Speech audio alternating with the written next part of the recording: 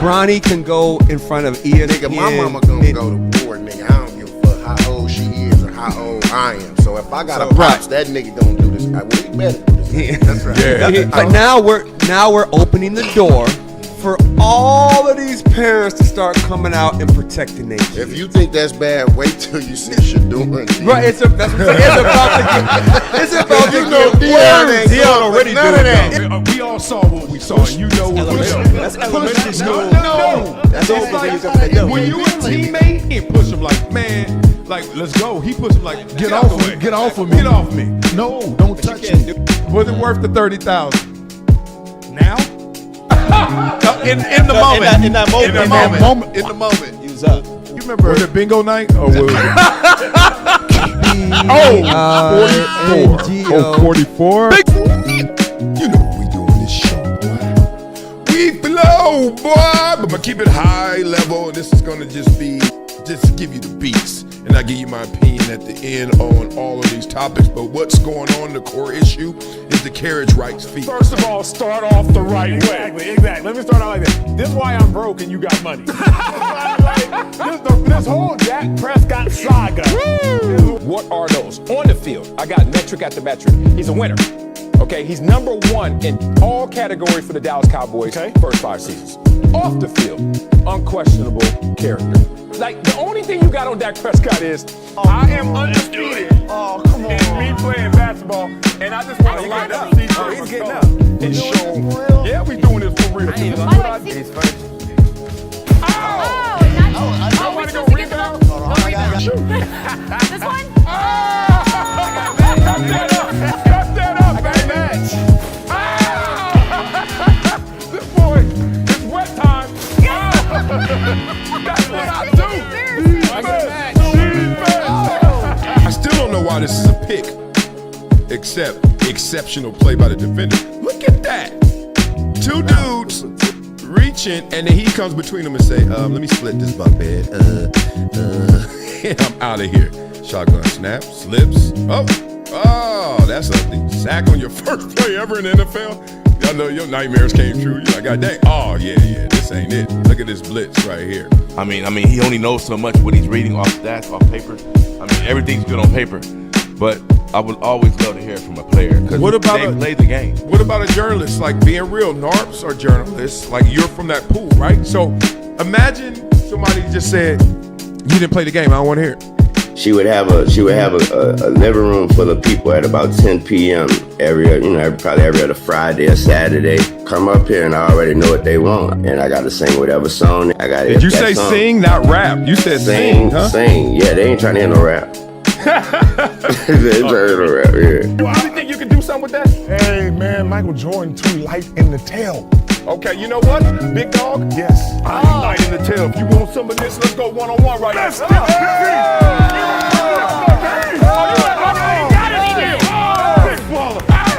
Everyone's playing the hits, but I'm a DJ. And one thing I know from my DJing experience is that you don't just play the hits.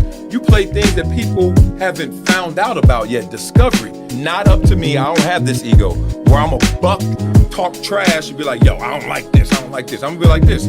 All right, I got enough talent. I got enough belief in me. I know what I want to do. Yep, let me go do it.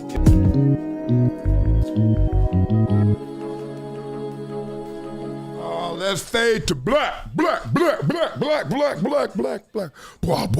blah. What's cracking like a maggot from the jacket to the back and G's is up? Yep, Weez is up. I know a lot of y'all pumped for this morning, and a lot of y'all like, damn, it's already 5 a.m. on the West Sea for Leah Neal. That's where I'm at right now. West Coast rocking, East Coast rocking. We know the East Coast rocking.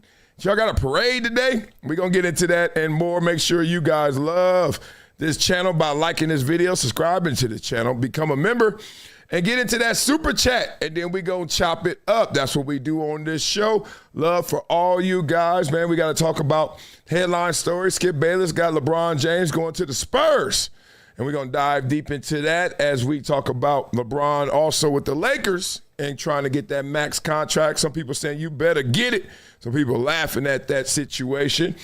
We're going to get into Perk going off on one of his coworkers. He went there too. Celtics and Tatum, all that kind of stuff and more. You know, we got some spicy chicken nugget topics. That's what we do on this show. So without further ado, let's review what we were talking about yesterday.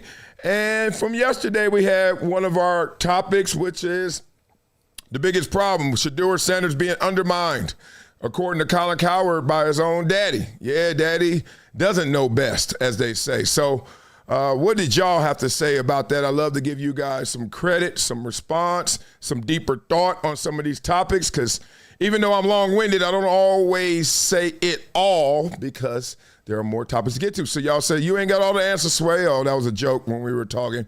It just felt that way. I understand where Kanye was coming from when he said that to Sway. Like, dog, why you keep questioning me like you got all the answers, son? Blah, blah, blah. Man, Isaiah I was supposed to read out your names. I'm sorry. And God, we trust family. Selly knows it all. YNG Rockstar, who is a rock star, always commenting. Love to you. You ain't no member, though. What's cracking? Man, and Isaiah Thomas is always on point with his NBA facts. For real. Love seeing dude talk about the NBA even back in the day. When seeing him on the NBA TV channel, he really breaks it down and keeps it 100. Thing about him is he does. But that Jordan hate is no one's going to swallow that. Hello. So since no one's going to really take that, they're not really listening to what else he says. I mean, he is thorough. Every time he breaks down the NBA, beyond thorough. But I think the Jordan part is deflecting a lot of people from seeing it. Last one here, Mr. Me Talo or Met Alo. Marcel, stay hating on Shedeur. Oh, here we go. Oh, here we go. I do not hate on Shedeur. Y'all act like I'm supposed to love Shedeur more than I do, because y'all probably didn't play in the NFL. Let me tell you how I look at people when it comes to NFL terms. First things first, our Papa preach all the honeys. First things first is when you walk in that locker room, I look at the side of your sleeve. I look at your stripes.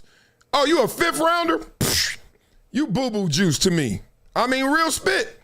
You a first rounder? Oh, what's up, big dog? You know we got rookie dinner coming up. What's up, big time? You call the first rounder big time. You 10 years older than him. You got salute to him, because you know that's a young pup that was supposed to be a big dog. Fifth rounder. So I may be jaded from my experience. I'll give you that. When I knew he was a fifth rounder, I don't have admiration. I don't have a desire. I'm like, you're a fifth rounder. Prove to me that you deserve it. And you're like, but they messed him up. It was a conspiracy, collusion. I said, I don't care. You got to understand, when you make it pro, you know how many times you done heard somebody say, man, I was going to do this, but coach was tripping. Man, I was going to do this, but man, my quarterback wasn't. Man, I was going to do this, but we didn't have no O-line. Like, we have survived every excuse in the book. And we heard them all. Sometimes we even said them ourselves, but more times we heard y'all say them. So that's where I come from. I come from strictly this. What's your zip code? You know what I mean? Like, where you live. You know how it goes. You meet somebody out in LA, you're like, oh, what's up, big dog? Where you live? He's like, Bel Air. You're like, oh, okay. Now, that doesn't mean all of Bel Air is affluent. It ain't. Not every single part, but it's expensive. It costs a little bit. Put it that way. Beverly Hills, oh, okay. Somebody say Watts, you're like, oh, okay. Like that. You know that initial judgment? This is what I used to say. When you walk to the bus stop, right? And you sitting there, and then you're at the red light, somebody at the red light, and you see a Pinto, do you assume they rich? Right or wrong? You assume they ain't got no money, barely, but they got more than you because you're on the bus stop. This is the game I used to play with my boys in high school. Now, somebody pull up in a drop-top Rolls Royce. Do you assume he's rich? You do. Not knowing he could be the damn assistant just getting a car wash, and he ain't the one. Point is, we make assumptions. And I make an assumption when I see a fifth rounder come in there that he ain't it. You got to prove it to me now, right? NFL, not for long. So that's where you're probably picking up on me not giving him enough props. He's like, he was the man in Colorado. I was like, I don't care. In the NFL, I went to Columbia. They gave me no love and respect, except they said, damn, he a second rounder though. How you a second rounder from Columbia? And then they start giving me love. They judge you in the NFL. We do. I hope y'all do. Until he prove it, he's just a fifth round dude. It sounds so it sounds so mean. I get it. I know why y'all are picking up on it. All right, we had this topic about Wemby. Nick Wright went there, one of his best takes ever. Talking about, Wemby, the honeymoon is over. We had that one. Okay, what's some of these topics from you guys? Adrian says Wemby did celebrate the conference finals win hard. Yeah, he gave us that typical finals moment at the end in the Western Conference Final. That ain't it. People were not feeling that. So he did too much. And look, I think, and Nick Wright said this, he almost acted like he knew he was going to win. It was a foregone conclusion they were going to beat the Knicks for some reason. I don't know why, because the Knicks beat them in that conference, was that championship cup, whatever they call that mid-season tournament. And he just looked like a guy who was like, I done what I had to do. I beat Chet. I beat OKC. We slayed the Dragon in the West, and now it's all downhill. Oops. Y'all got gentlemen swept. Crazy. Typical media. This is from Body 46. They love you, then they hate you. Then they love you again. Yeah. You know what's funny? The media is a direct reflection of all the people that are listening to it, receiving that message and perceiving that message. Like, you go to a barbershop, that's how it goes. Soon as you go to a barbershop and you hear about somebody who's the man, immediately it's about half that room beating them up. Oh, man, he ain't so-and-so. Like when Michael Jordan was becoming Michael Jordan. Oh, man, he ain't Dr. J. It's like, what? Then he win a championship. He still ain't got Magic or Dr. J. And you just keep doing that until finally you have said it enough, even though you know you're wrong, but you don't said it enough that that's how you rocking. You got, these my shoes. I don't care how old they are. I'm wearing them, right? That's what you do with your sports takes. Nick defiantly wasn't propping Wemby up.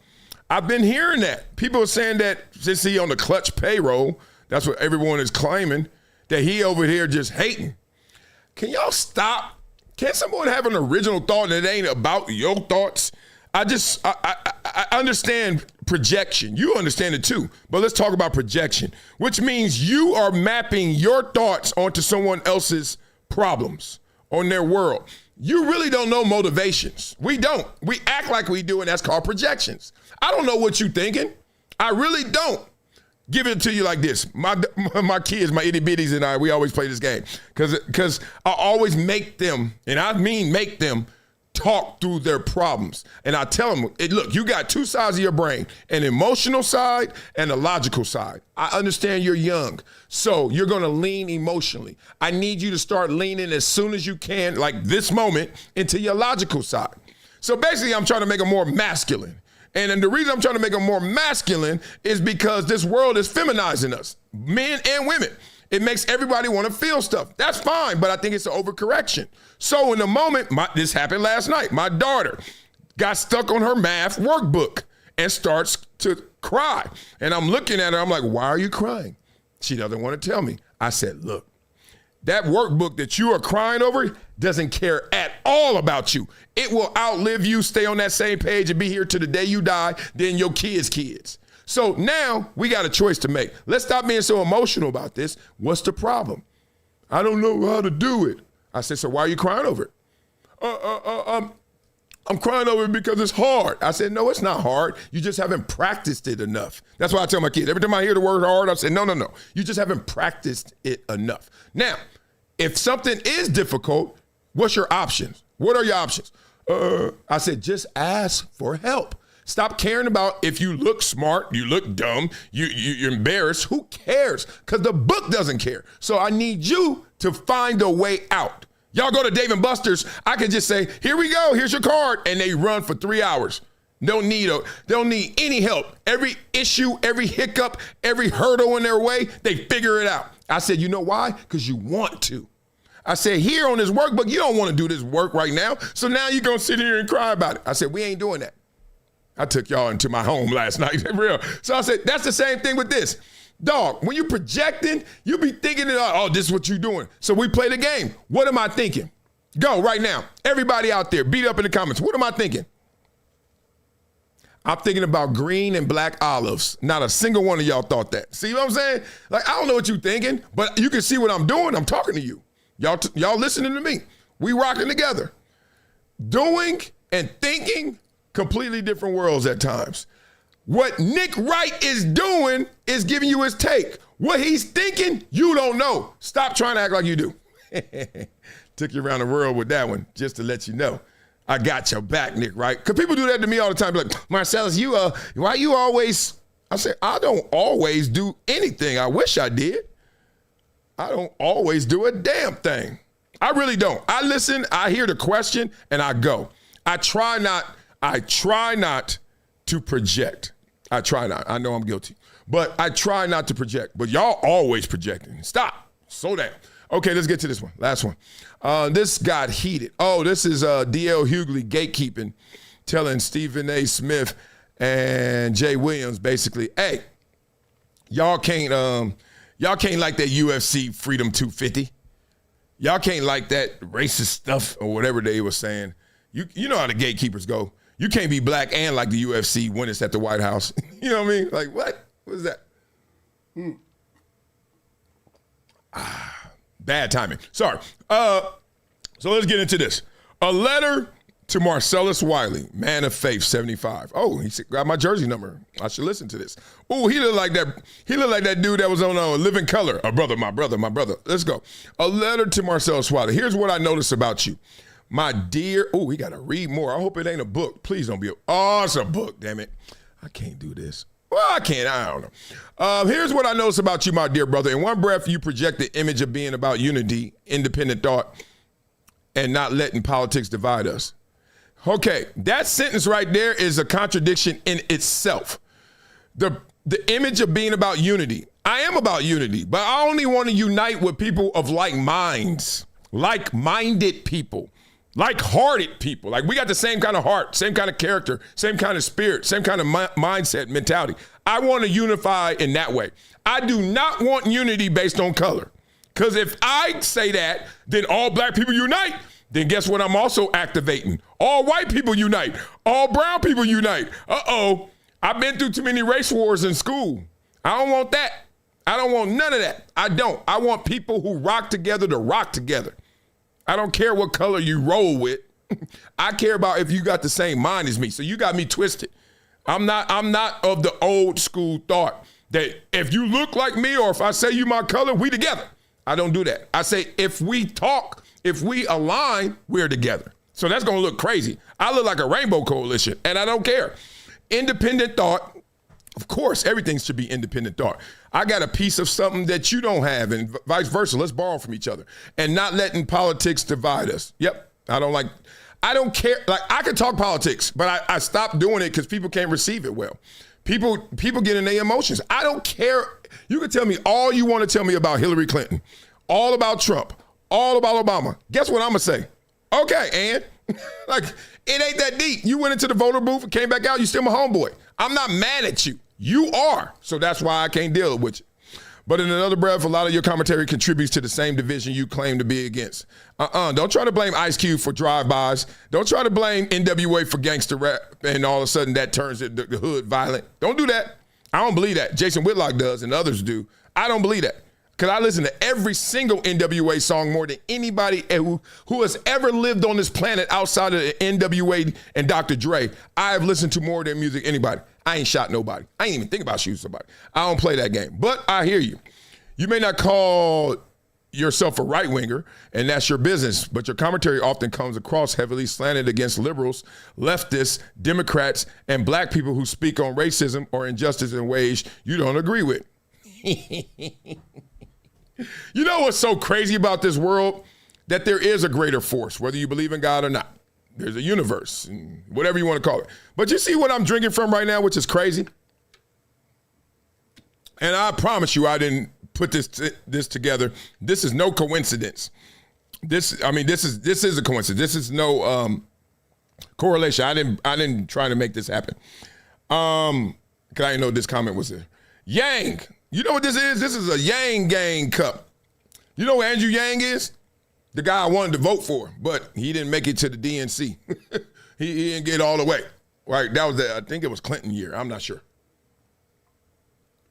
He is a Democrat. He is a liberal. I wouldn't go progressive, but he close. Andrew Yang, that's my favorite politician ever. So I'm now right wing, but my favorite do you see me with a Donald Trump cup? I don't have no Donald Trump cups. Andrew Yang, y'all just don't know. Look, I know you don't digest my commentary enough to know everything about me. But here we go. All right, so but when you turn, but then, I can't read this book, can I? But then you turn around and criticize people for thinking differently than you. No, I don't. I just don't think that D.L. Hughley should tell Stephen A. Smith or Jay Williams they shouldn't enjoy UFC Freedom 250. How is that telling somebody they can't think different? I just said, no, you can't gatekeep me. You can't tell me what to think. If a black person believes Trump is divisive or racist, you frame it like they're playing victim. Well, it depends on what they're talking about. If a black person calls out white people, one person calls out white people, two or more white people, or institutions over injustice, you act like they're automatically wrong, emotional, brainwashed, or trapped in some victim mentality. Well, it's hard to call out an institution. Like, I'll give you an example. The NFL is racist.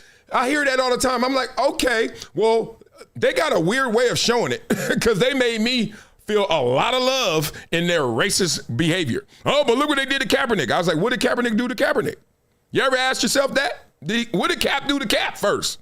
You know how I coach. You know how I teach my kids. What's your responsibility? Come on, man. But have you ever stopped to consider that their perspective may come from lived experience, history, and how they interpret what they see in this country? That's the problem.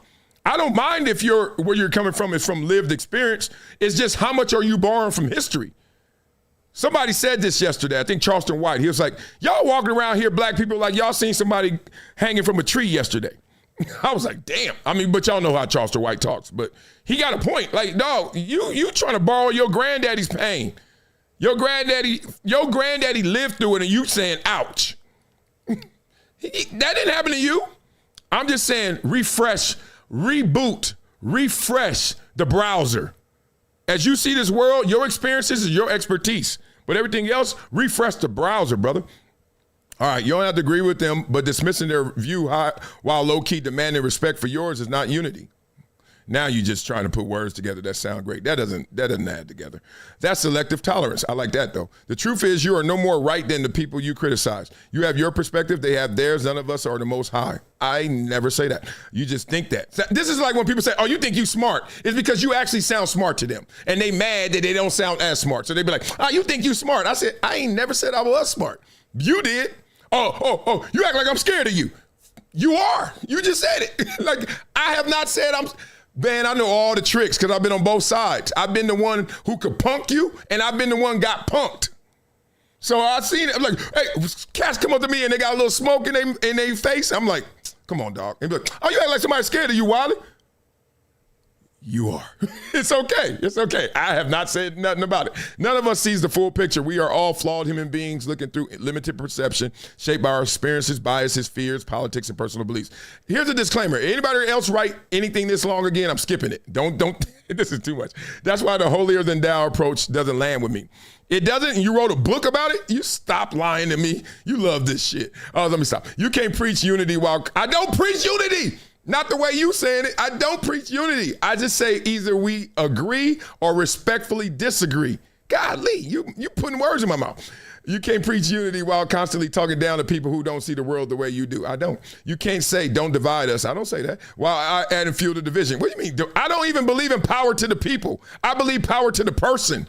I don't believe in power to the people. If you said all Wileys, everyone whose name a Wiley, every group you can imagine, all black people, all white people, all Wileys. Here you go. I'm going to tell you right now, you messed up because I know some people in my family don't deserve it. They just don't. They don't care. They don't work for it. They don't want it. You can't claim to be above the labels while clearly reacting through the same political labels you criticize. I don't care about politics. If the goal is unity, then it's not the goal. It has to include humility. No, it doesn't. False humility is a lie. Okay, Marcellus, you ain't, you know what? I'm not that big. I'm not that big. I'm gigantic, dog. What are you talking about? It has to include the ability to put yourself in somebody else's shoes. No, it doesn't. I got to stand on your shoulders at max. I ain't got to wear your shoes. They stink. They too small. They too big. I don't know. Even when you disagree, because if you consistently condemn the people on the other side while defending your side, that's not higher level thinking. That's just another form of the same tribalism you claim to be against. Okay. Goodness. At least y'all were entertained by it. I see the chat going off on it like, damn. Come on, y'all. Everyone has a different experience. So guess what? You're going to see the game differently. Some people play football and be like, yo, I love it. I was talking to a 13-year-old kid yesterday. He's playing basketball faithfully, fully, only basketball. The boy's like 300 pounds already. And he's 13. So I'm talking to him like, dog, you ever try football? No, I don't want to play football. I don't like football. Football ain't for me. I said, football is going to be for you. And I was like, football going to be for you more than basketball. Just wait. You're gigantic already. You think you could do both, but sooner or later that line going to look different. You could be like, I could play football. I'm 6'6", 340 and move like a basketball player. Maybe football will be it. Point being, some people love something and the same thing, some people hate it. Ketchup on tacos. I love it. You hate it. That's it. That's all I'm saying.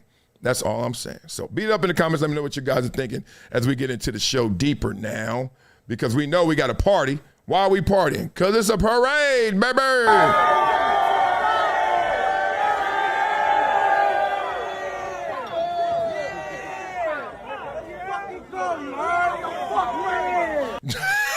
You talking about a testosterone fest. Think about it. A parade already is just like, woo, that's a lot to say thank you for your championship. But hey, let's rock. Let's be real ultra, super, hyper, uber fans and go out there and do it. But damn, a New York City parade with all the boroughs connecting and combining in one spot? Oh.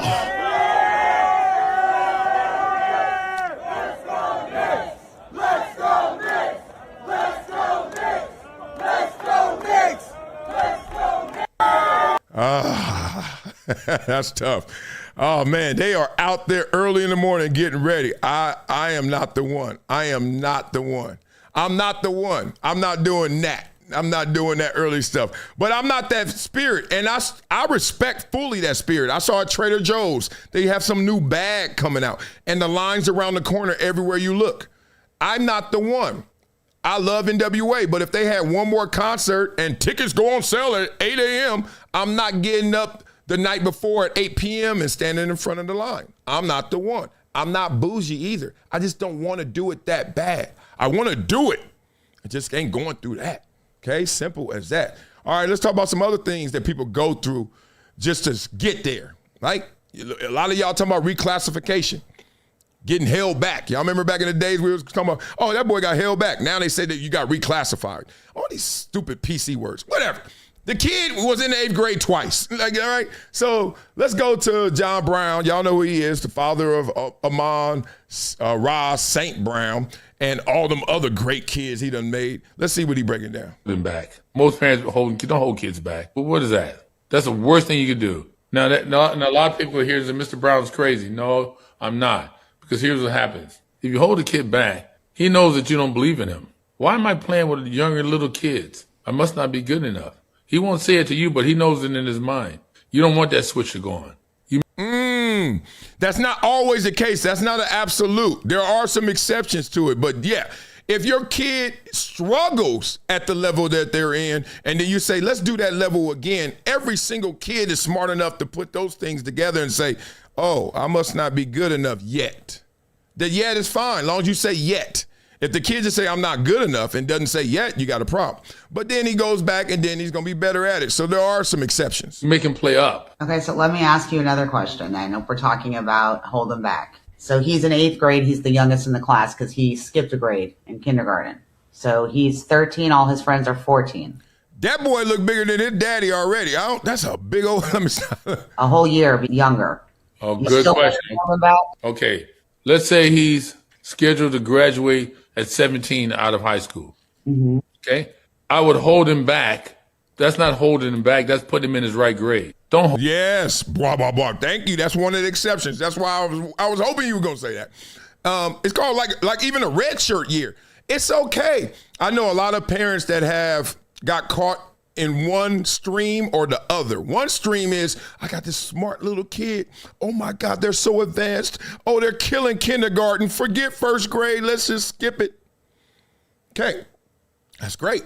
But if you're talking with any inkling or any thought of sports, you have done your son or daughter a disservice.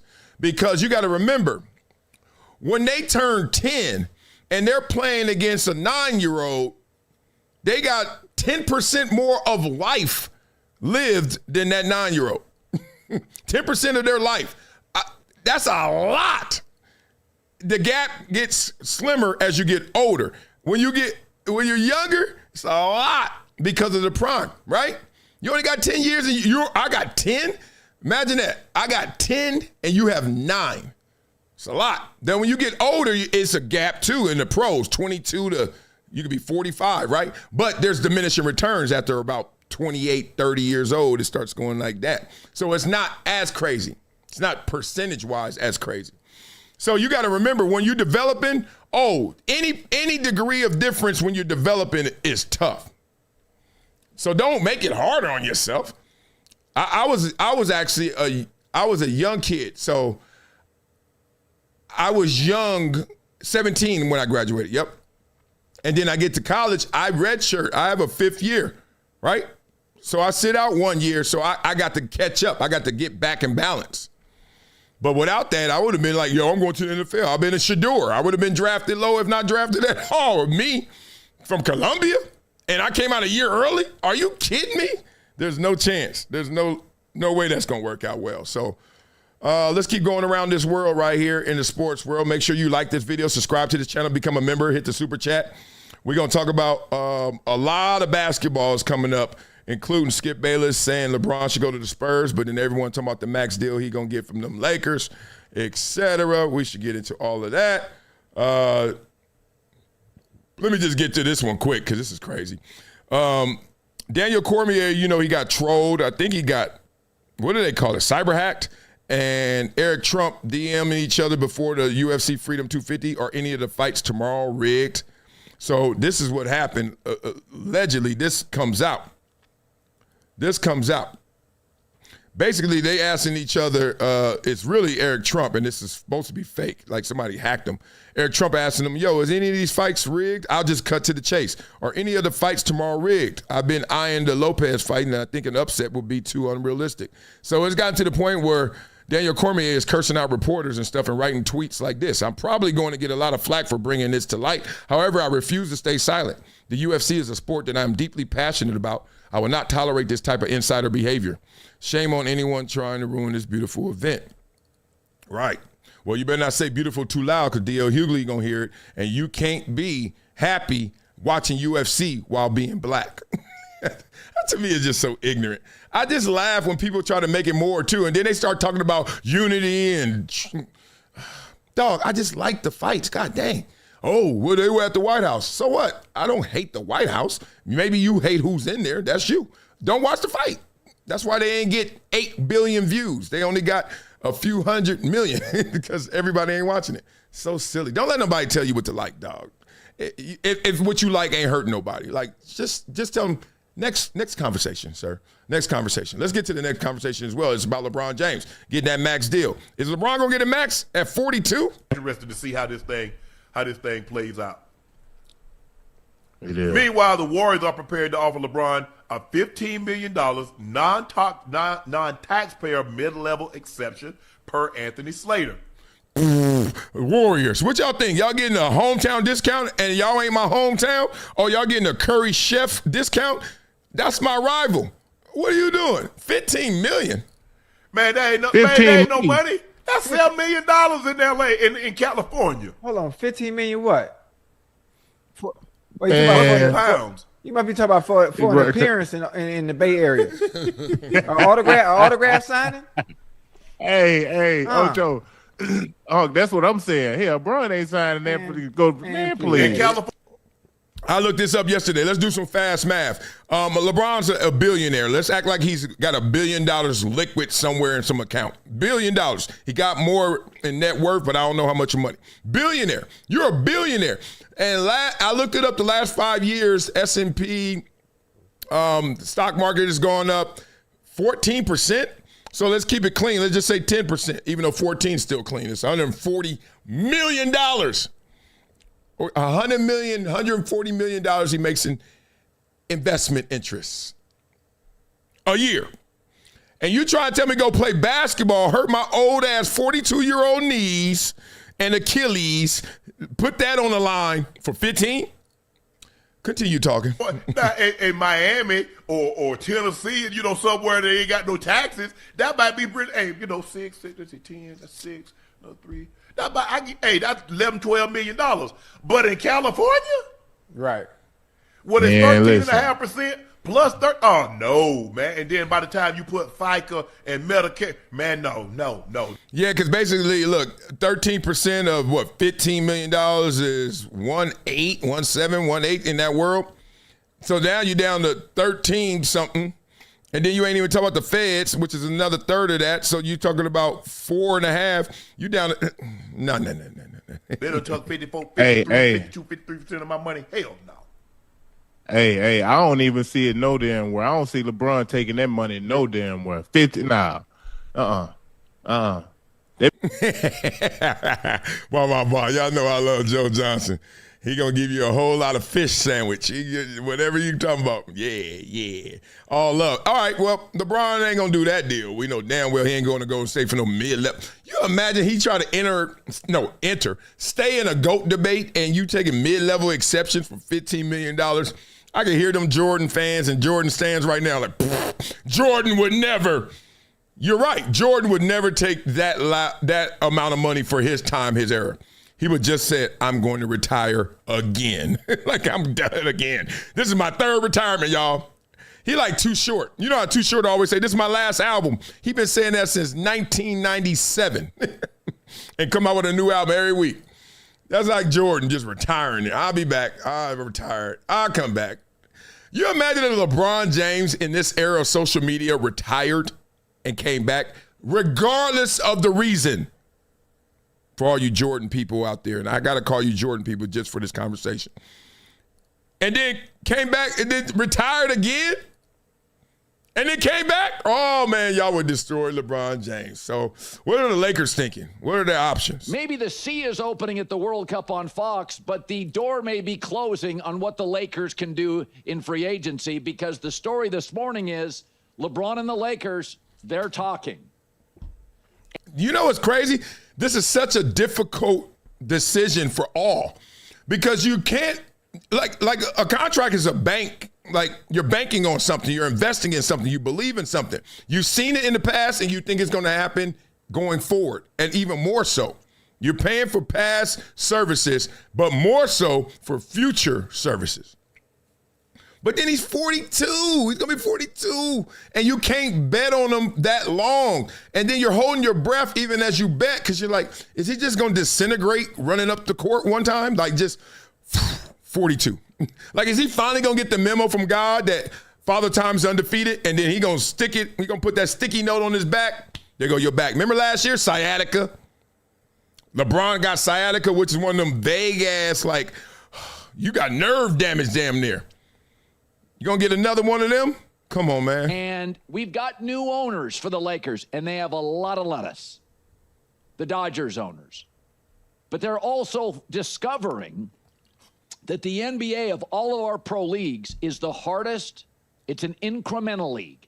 It is the hardest league to make trades and the hardest league to make big improvements year to year. And that's interesting he says that. Let's make sure that's true. Big improvements year to year. It's hard to say that, and on the surface, we've had 8 different champions in the last 8 years. So that means, what's that? Almost 25% of the league has gotten a new taste of championship success. That looks like turnover to me. I got to disagree with that. I could go deeper into the numbers and to the logic. But if the league is turning over at the top that often, it sounds like you can make changes. In fact, if you look at the top 5 free agents this year, these are the cream of the crop. It's Jalen Duren from the Pistons, who can't really create his own shot and had an awful playoff. James Harden of the Cavs, you really want to get into that business. Austin Reaves, good player, but a ceiling athletically. Isaiah Hartenstein, center for OKC, who I like a lot, but he's really expensive. And LeBron James at 42 years old. That's the cream of the crop. Yuck. Some would put Trae Young in there, but he seems to drive coaches crazy. Damn, that's messed up narrative on Trae Young because you know that boy can go. So there's just not that many avenues to quickly improve in the NBA, and they make trades very difficult. You've got to match salaries. So like what the New England Patriots did, awful to the Super Bowl You can't really duplicate it. Now, you could say, oh, what? Well, no, the Knicks just won, and, I mean, 53 years in drought doesn't mean you're awful, but they didn't have that type of success. Jalen Brunson comes, you can see them just chopping wood and getting to where they are now, champions. Before that, OKC, can't say awful because we went through the Durant, Westbrook, Harden. We went through, SGA getting there from the trade from the Clippers, but you see them chopping wood, and then they win one, and now they got chopped down already. Like, I don't know. This is not mapping on to my thoughts or my laser focus on everyone has a shot. And I don't mean everyone, but it feels like if you tell me 8 different people just won a championship in 8 different years, I'm thinking the parity, and I'm thinking we got a shot. What's so different about those teams? Toronto never won a championship. Kawhi shows up, they win a chip, then they disappear. It's like people going, hey, you, I'm here, and then dipset. It can happen. About San Antonio, okay, there is a guy named Wemby. There's nobody on the planet like him. And by the way, they got dominated when they got there by the Knicks. So my take is the new Laker owners, these are people that have moved off stars. Cody Bellinger and Manny Machado, they've moved off stars. Trae Turner. But football's different and baseball's different. So, blah, blah, blah. It sounds like he's like, yo, the way that they all get down in baseball, you better learn a new way in this NBA because you ain't going to get rid of those stars and act like it's going to be all good in basketball. It's a different animal, right? Good point. Great point. What should they do with LeBron, though? Whew. It's just wild to even imagine this because you couldn't imagine that this guy that we saw playing in high school at 16 is now the same guy still at 42 who's still playing and not a bench warmer, not a scrub, is still a top 30 player in the league, 20? Ha, you got LeBron ranked. Beat up in the comments. Shout out to the GOAT. Yeah, I remember his first game. I mean, people watched it. Yeah. Sacramento, bro. I remember I went home. I went to your house, bro. Man, they showed that nigga stretching. That's how serious that game was. We went to his house, bro. We all sat there and watched. We was just like. Remember we went over Phillip crib. Yeah, I was saying we was at somebody's crib. We was watching. Dominic was like, he the same age as me. Dominic did say, he was like, damn, me and him the same age. Can you believe this? Damn, dog. That's a wild player comp. We like, we all watch it. We like, he the same age as me. He had the Bron ones on. We all like, damn, I'm hooping to them this year. Man, think about that. Y'all know you're like, where the video at? Blah, blah, blah. I'm sorry. That's where I was watching. 520. 2003, I was still in the NFL. I still got young muscles. I still can make you come up to me and say, who you play for? Now people come up to me and they were like, did you used to play football? Because you got that little limp, that little Herman Munster going on. You know what I mean? And they're like, you used to play football? It's so crazy. Girls always come up to me. Dudes don't be doing it. Dudes be knowing. Girls are coming in like, did you used to play football? I was like, no, yeah, why? And they were like, oh, no, you're just a big guy. Yeah, okay, lady. You ain't got to lie. All right, Lakers got other decisions. What you going to do with Austin Reaves and the rest of that? But based on 24, 6, and 5 on 50% shooting and 36 from the 3, if I just gave you those blind stats, you would be like, that dude's getting paid this summer. 100%. Yeah. So if I'm Austin Reaves, I'm saying the same thing. Kiss my ass. Like, I deserve my money. Like, pay me or I'm going somewhere. Whatever I and qualify he's damn sure in no position to take a pay cut. He absolutely should go get his money. I don't care where that is. Like, he should go get paid now. Okay, I got to quote Mark Schlereth. Shout out to Stink, who always used to say, when you got the hammer, swing it. Now, right now, Austin Reaves in his world. Don't compare him to LeBron. Don't compare him to any other free agent you ever heard of. Austin Reaves has the hammer. He got the Thor hammer right now as much as he ever is going to have it. He better swing it.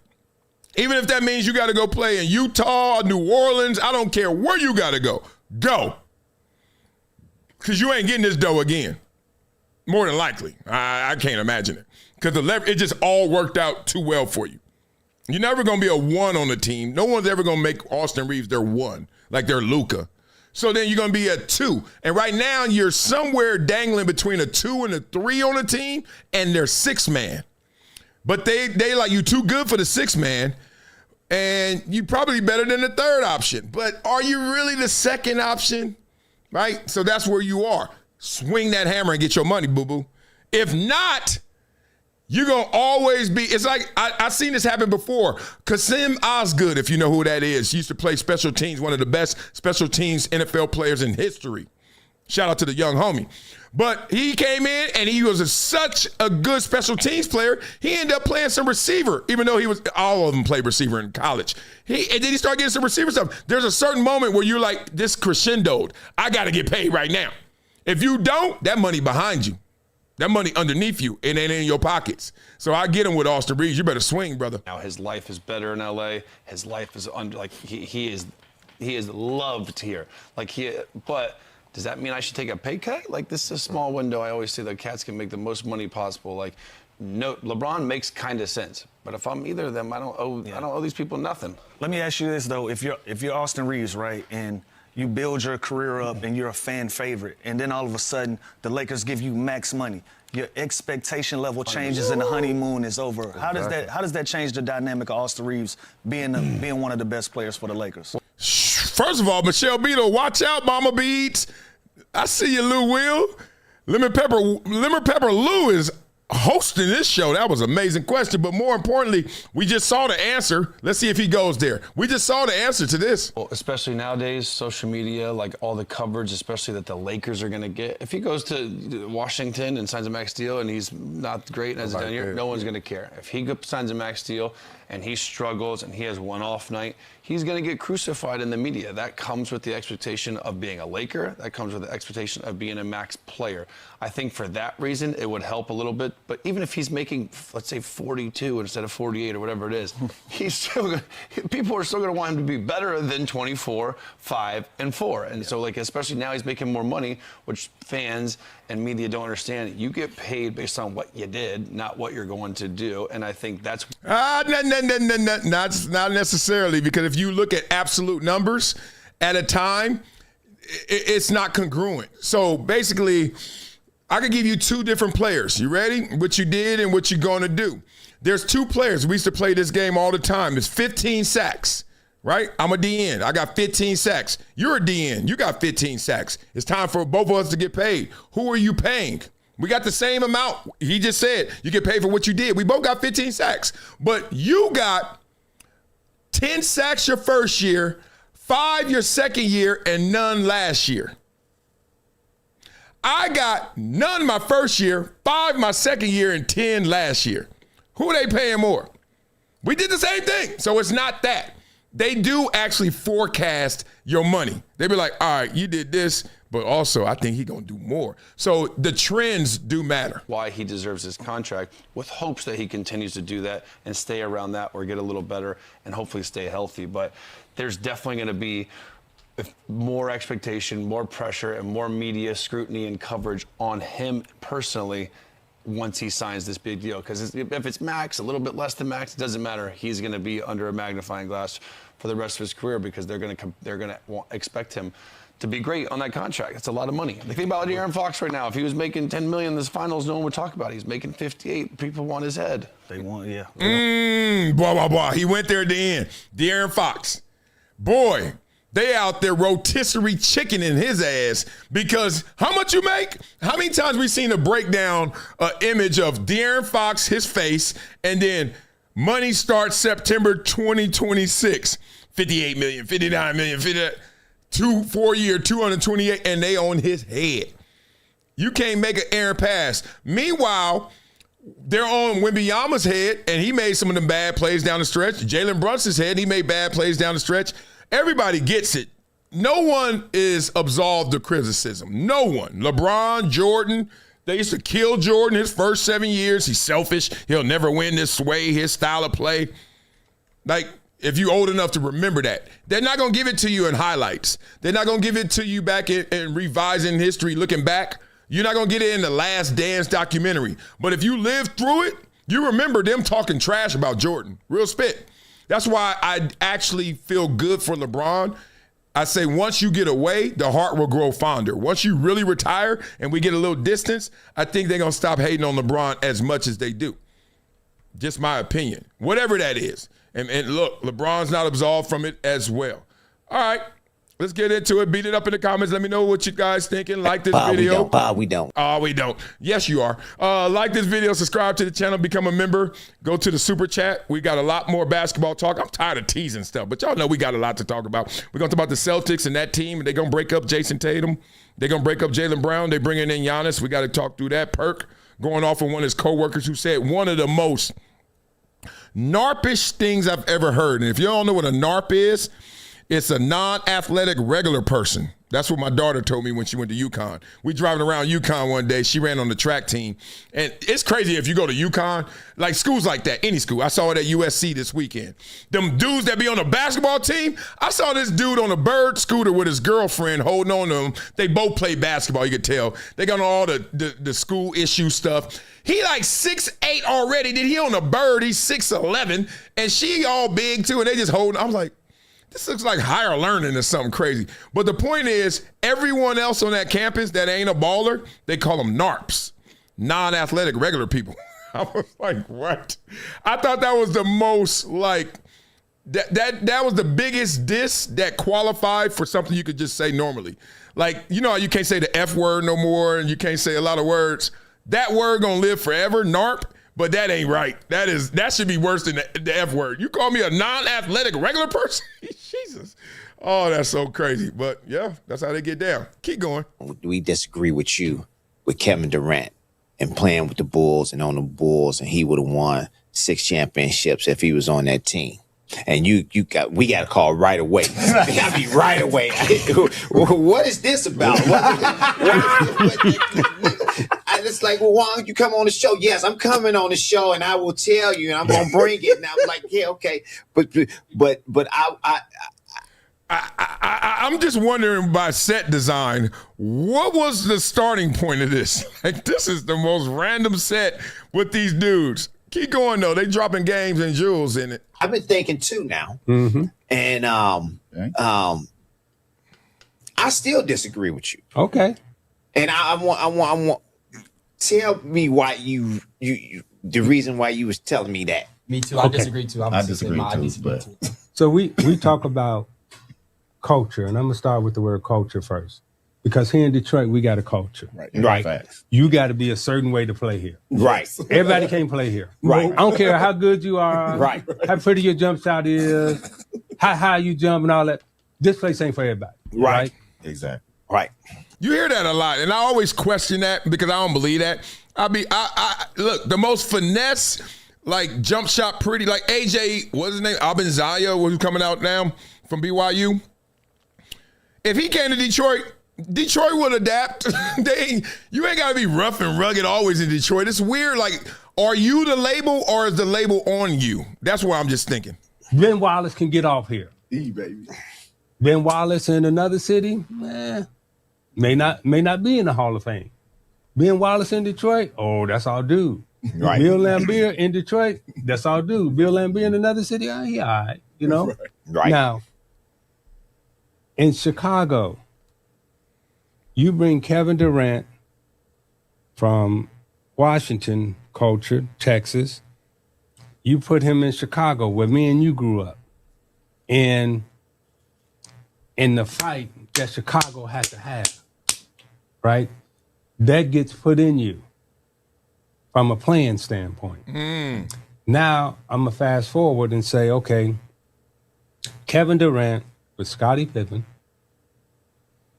Tony Kukoc, Dennis Rodman, or Horace Grant, or any of them other dudes that they had on that team, B.J. Armstrong, Craig Hodges, you put him in the triple post.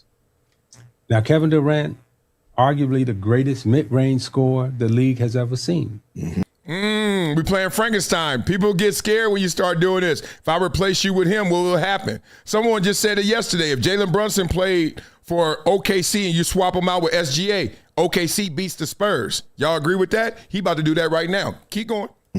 You put him in the triple post in the NBA Finals, those 6 times, and he's guarded by Jeff Hornacek. Is he giving Hornacek number? He's frying Jeff Hornacek. Is he giving Hornacek number? No disrespect, man. No disrespect, right? That's disrespect. Jeff Hornacek on Durant? Right. Is he giving Hornacek numbers? Right, yeah. Okay. Is he giving Nate McMillan and Gary Payton numbers? Yeah, probably. It'll be more difficult on GP, but yeah, he is. He giving them up 6'11", 6'2", 6'3", whatever GP is. Yeah. In the mid post. Yeah. Right? And then they talking about, well, we'll just push him out to the 3. Oh, shoot that, okay. Now, who else? So they beat Utah twice. No, we're not doing that. All right, we got the gist. Blah, blah, blah. Oh, man. I am such a DJ. Like, dog, you can feel when a song is like, all right, we love the song, but we want to hear another one. Ain't nothing worse when the DJ play a song and you be like, did you know that the energy of that song is different?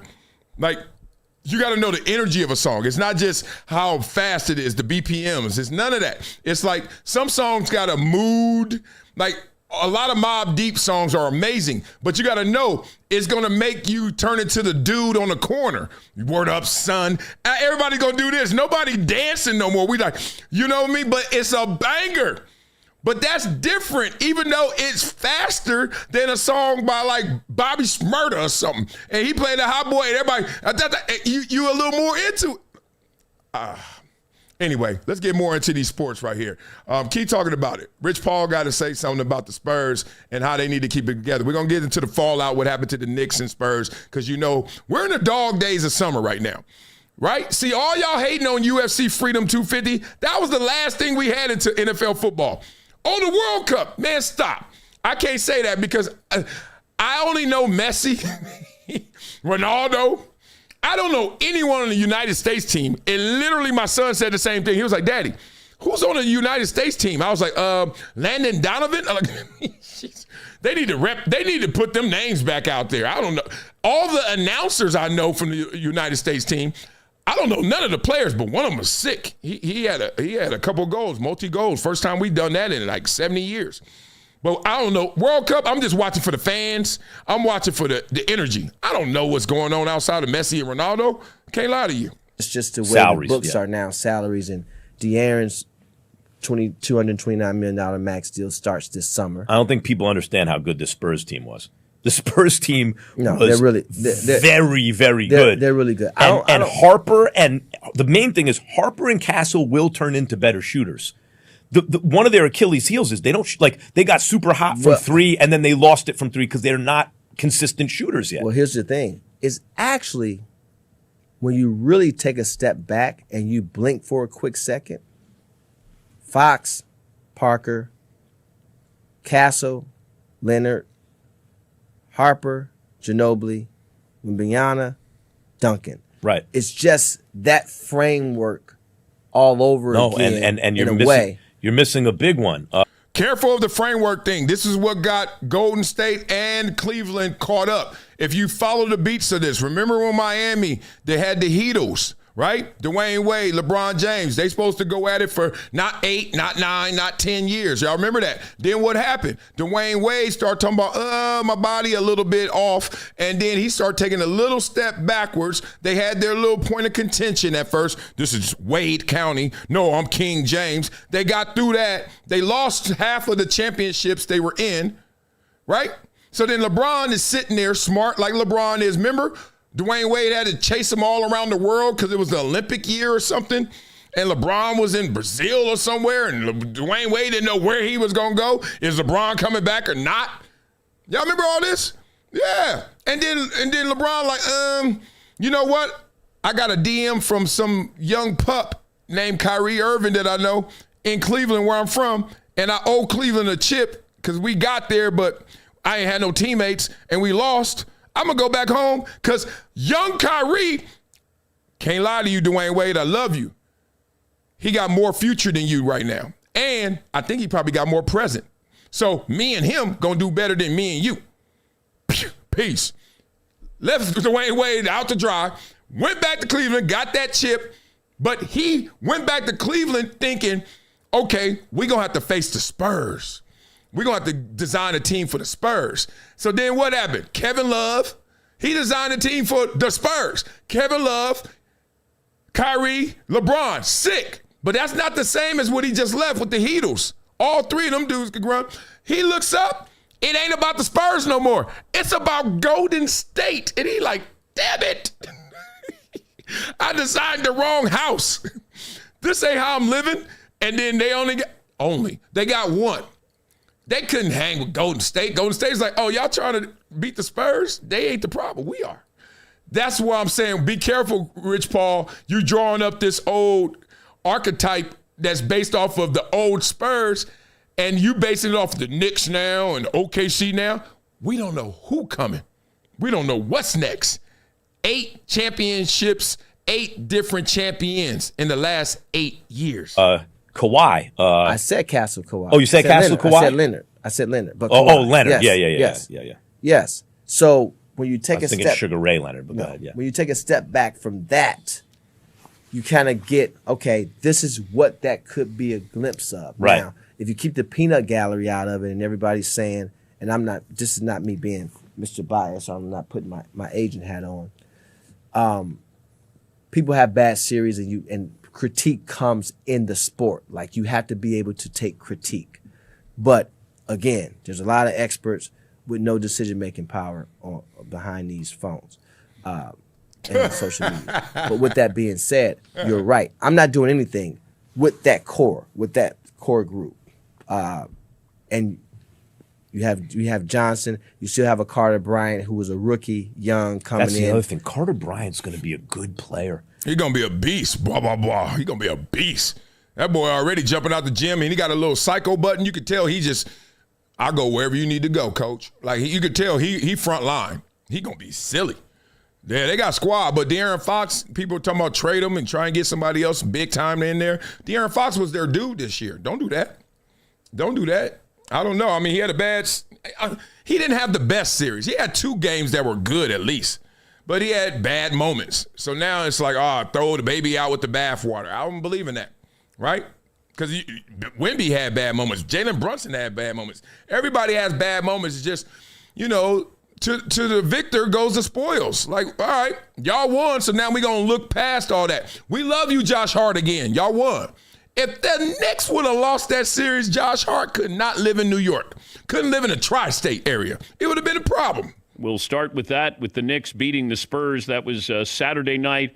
They win it 4-1.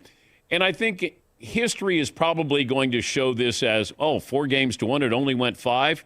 Well, keep this in mind, that the Spurs, if I looked at their chances of winning, okay, in the 4 games they lost, they were 91% chance to win game 1. It's all the stuff we do on this show. Yeah, we doing what Dan Patrick does. Keep going. 72% chance to win game 2, 99% chance to win game 4, 95% chance to win game 5. They had double-digit leads. It just felt like they ran out of gas. And give credit to the Knicks because you wanted to have a team that had something in the tank, and they did, and that something was Jalen Brunson. You know what's crazy? Like having Jalen Brunson versus Victor Wembanyama. Let's start at the top level in terms of conditioning. Mental conditioning, as much as Wemby has been to the Orient and he's been out there with the Shaolin monks and temples and stuff, he's trying to add all of that to his game, his repertoire. When you look at Jalen Brunson, we already done seen the videos. We already know who your daddy is. That thing is in you, brother. Pause. That thing is, I can't say it again, Wiley. It's from hello to goodbye, mentality-wise, right? Somebody else is trying to get what you already got, okay? Simple as that. Beyond that, physical conditioning. Jalen Brunson doesn't play above the floor that much. Like, little itty-bitty. You can see that game's going to last. It's going to be an extended life battery on his game because of the way he plays. Quick, aggressive, knows how to use his hands, his body, all that. But he ain't dunking. Have I seen Jalen Brunson dunk? Can he dunk? I don't know. Point is, that ain't his game. So that game lasts longer. Wemby literally will get the rebound, dribble up. If he ain't pulling up from the logo, we'll go coast to coast and dunk it.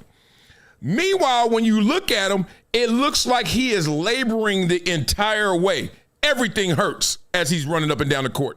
Even when he's being fluid, it looks like, And And then you just keep thinking, man, sooner or later, them big ass feet, them platypuses gonna give, right? I was with my kids yesterday, first day ever. I took them to the hills. It's time to start running hills, right? Because when you run hills, you immediately learn, oh, I should stop complaining about running gassers. I need to stop complaining about sprints, wind sprints in practice. They become easier, and two, you be like, it ain't that far. You run a hill, the third step, you're like, oh my God, I gotta go where? And my kids will look, I said, you have one mission, do not stop. Try your best, but do not stop. And I said, your body is gonna yell and go through things you have never went through.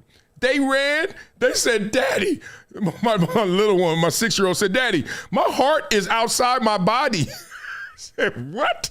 If you look at the time spent leading in the NBA Finals, the Spurs led 72% of the time. The Knicks 24%, 4% of the series was tied. 4-1 feels like a blowout, but it wasn't.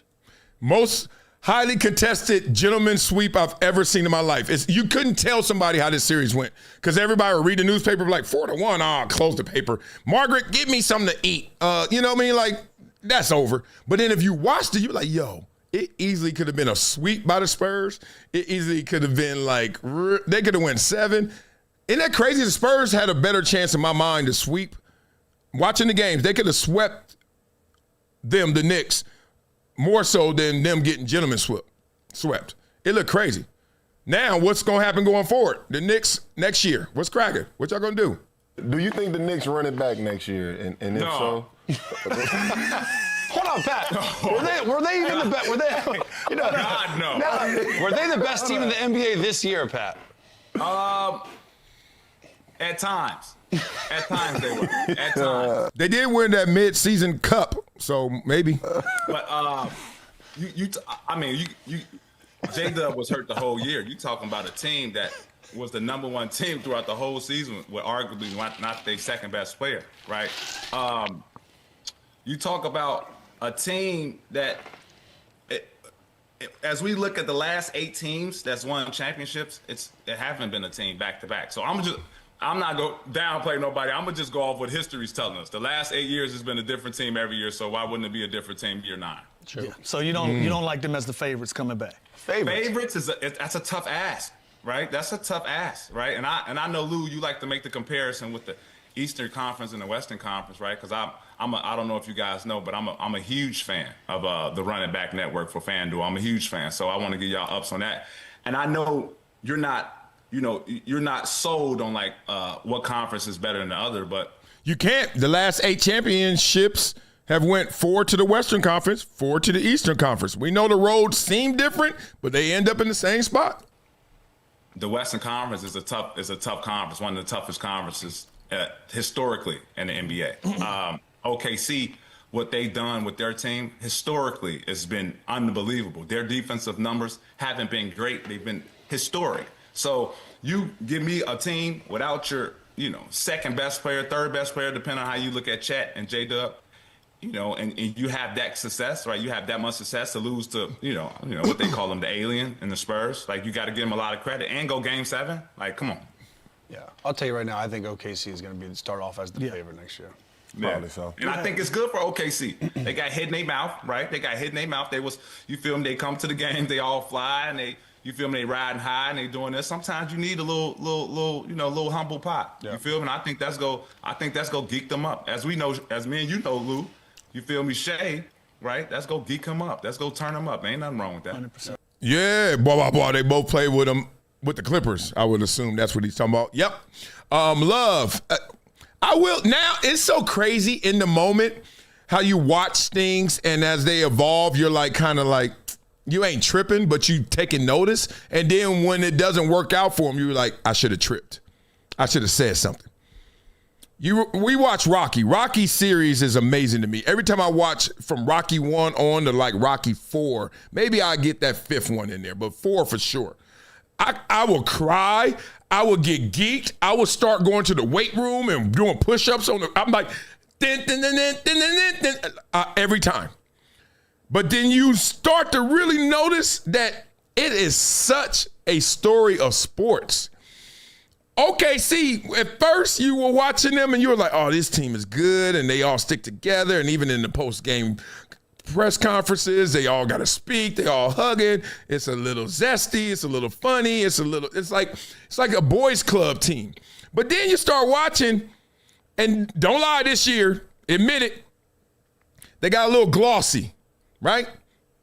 Who gonna wear the craziest outfit? Who gonna wear the minks? And all they doing is walking from their car to the tunnel, through the tunnel, to the locker room, take it off, put it back on. And you got on $98,000 worth of garb, like King Joffrey. Like they just walking in here in rose petals. And you're like, but they were balling, but then they got their feet off the ground just a little bit. The same thing happened in Rocky. Right? You start looking at it. Rocky started living a little better. As they say, it's hard to wake up at 5 a.m. in a silk robe and run them laps and stuff, whatever they said. Rocky got some Grey Poupon. He went from French's mustard to Grey Poupon. And he looked different. He got his butt beat. Apollo got killed because Drago was the machine. Right? Like, you got to be careful. And it's tough. Because there is a balance. You can be fresh and flossy. Michael Jordan wore the finest of suits every time we saw him. It ain't about the clothes. It's just something about the mentality that may go as well if you do that. So, respect to him. All right, be up in the comments. Let me know what you guys think. We got more of this. What time is it? 6:12. We got some spicy topics, so we got to save some of that. Make sure you like this video right now. Subscribe to the channel. Become a member. Super chat. We still got the Skip Bayless talking about LeBron to the Spurs. LeBron getting the max we talked about. Perk going off on his coworker. We ain't went there yet. That's going to be crazy. And a little bit more on the Celtics, okay? And speaking of that Rocky and America and all that good stuff, Jalen Brunson, who better than? This was the most powerful championship over the last 10 years in sports. The most powerful championship. You know why? Because over the last 10 years, especially in basketball, what have we been saying? That the international players are taking over the game of basketball in America. And that's not true, but hey, because at the top, we've seen some changes. We've seen some MVPs go across the water. We've been saying that. But the real is the NBA invested decades ago into the infrastructure of globalizing their game. Africa, Europe, Asia. That's why Yao Ming was so celebrated. Come on, y'all. This is just the fruits of that labor. This is just the ROI, the return on an investment. They're happy that them guys over there is getting it. But guess what? You know why? Just like with immigrants. Like, if you look at it, they say Japanese Americans have the highest affluence in America per capita, per ethnicity, right? Then they say it's Nigerians. Like before white people and before black people, for sure, right? All of us. And it's because you get typically the creme de la creme. If you go immigrate to another country, you ain't gonna be suspect. You ain't gonna be half-ass. You ain't gonna be at the bottom of the barrel. You're gonna be top dog, right? So we getting top dog. And then they come over here and they compete at the highest level. But most of them, man, hell no. It's still America. And all of a sudden, the stage was set where you're going David versus Goliath.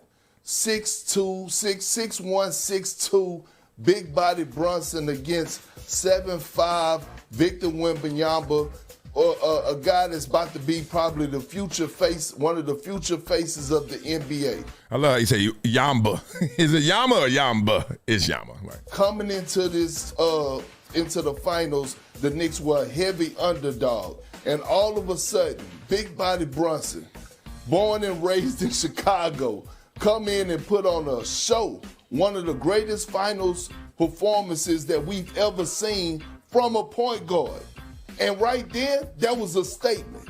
What the Knicks done and big body Brunson done was a statement for America to get us back some type of victory or leeway, whatever we want to call it, to bring it back to American soil. Because when you look at the last MVPs of the NBA, they all have been international players. from Embiid to Jokic to, SGA was born and raised in Canada, and all of a sudden, Big Body Brunson in the Mecca, the biggest market in the world in sports, he come in and deliver in great fashion. I think it's just a beautiful time for American basketball all across the board. Blah, blah, blah. I didn't take any of that away from it when I was in the moment. I wasn't like, yes, America. I didn't even think it was set up in that dynamic. Maybe I wasn't paying that much attention to like France versus America, because I don't think it's a threat. I think it's just like, okay, it's a good conversation piece, and wow, it's interesting, but it's good for the game. So I guess I don't care, because I want them to ball out. First of all, I'm not a nationalist like that. I love America first, but at the same time, when it comes to sports, throw the ball in the middle. 10 best players get on the court. Where you from? Croatia? Where you from? Egypt? Where you from? America? I don't need all 10 Americans. Now, if it's the Olympics, let's talk. It's the NBA. NBA, dog. I just met a kid yesterday, black kid, young black 12-year-old. Guess where he lives? He's out here training for the summer. I was like, oh, y'all don't live around here? They was like, no, we're just here for the summer. I said, oh, where y'all live? Singapore. So, God dang, daddy and mama doing well. Point being, what if that kid who lives in L.A., really, but he had to just leave a year ago to go to Singapore and he's going to live there now, decides that balls out and becomes, he's coming to the NBA. I got resistance to him because he's not American. Oh, well, he was here, he's from here, but then he moved up. I get bored with that. I just want the best ballers, and then we take it from there, okay? If it's not the Olympics, just give me the best ballers. And if it's the Olympics, give me the best ballers in those borders. That's it. I don't look at it like that, but that's just me, okay? Just me. Obviously, Perk looked at it a little different. Okay, let's get into this. We got more. Wemby. We got to get into this. Nick Wright going to break it down. Nick Wright talking about Wemby, Brunson. I don't know how you can walk away from this series and think Victor Wembanyama is better than Jalen Brunson. For as long as basketball has existed, the single most important trait, the ability to go get a bucket. Jalen Brunson is as good as anybody at going to get a bucket. The Spurs were supposed to have the perfect team to stop him. Big. Yes. Let's go back to that moment when we were like matching them up. My boy, shout out to Just Blaze, who says, Blaze is like, look, the Knicks match up so well against the Spurs, especially after the OKC series, and they got beat up a little bit.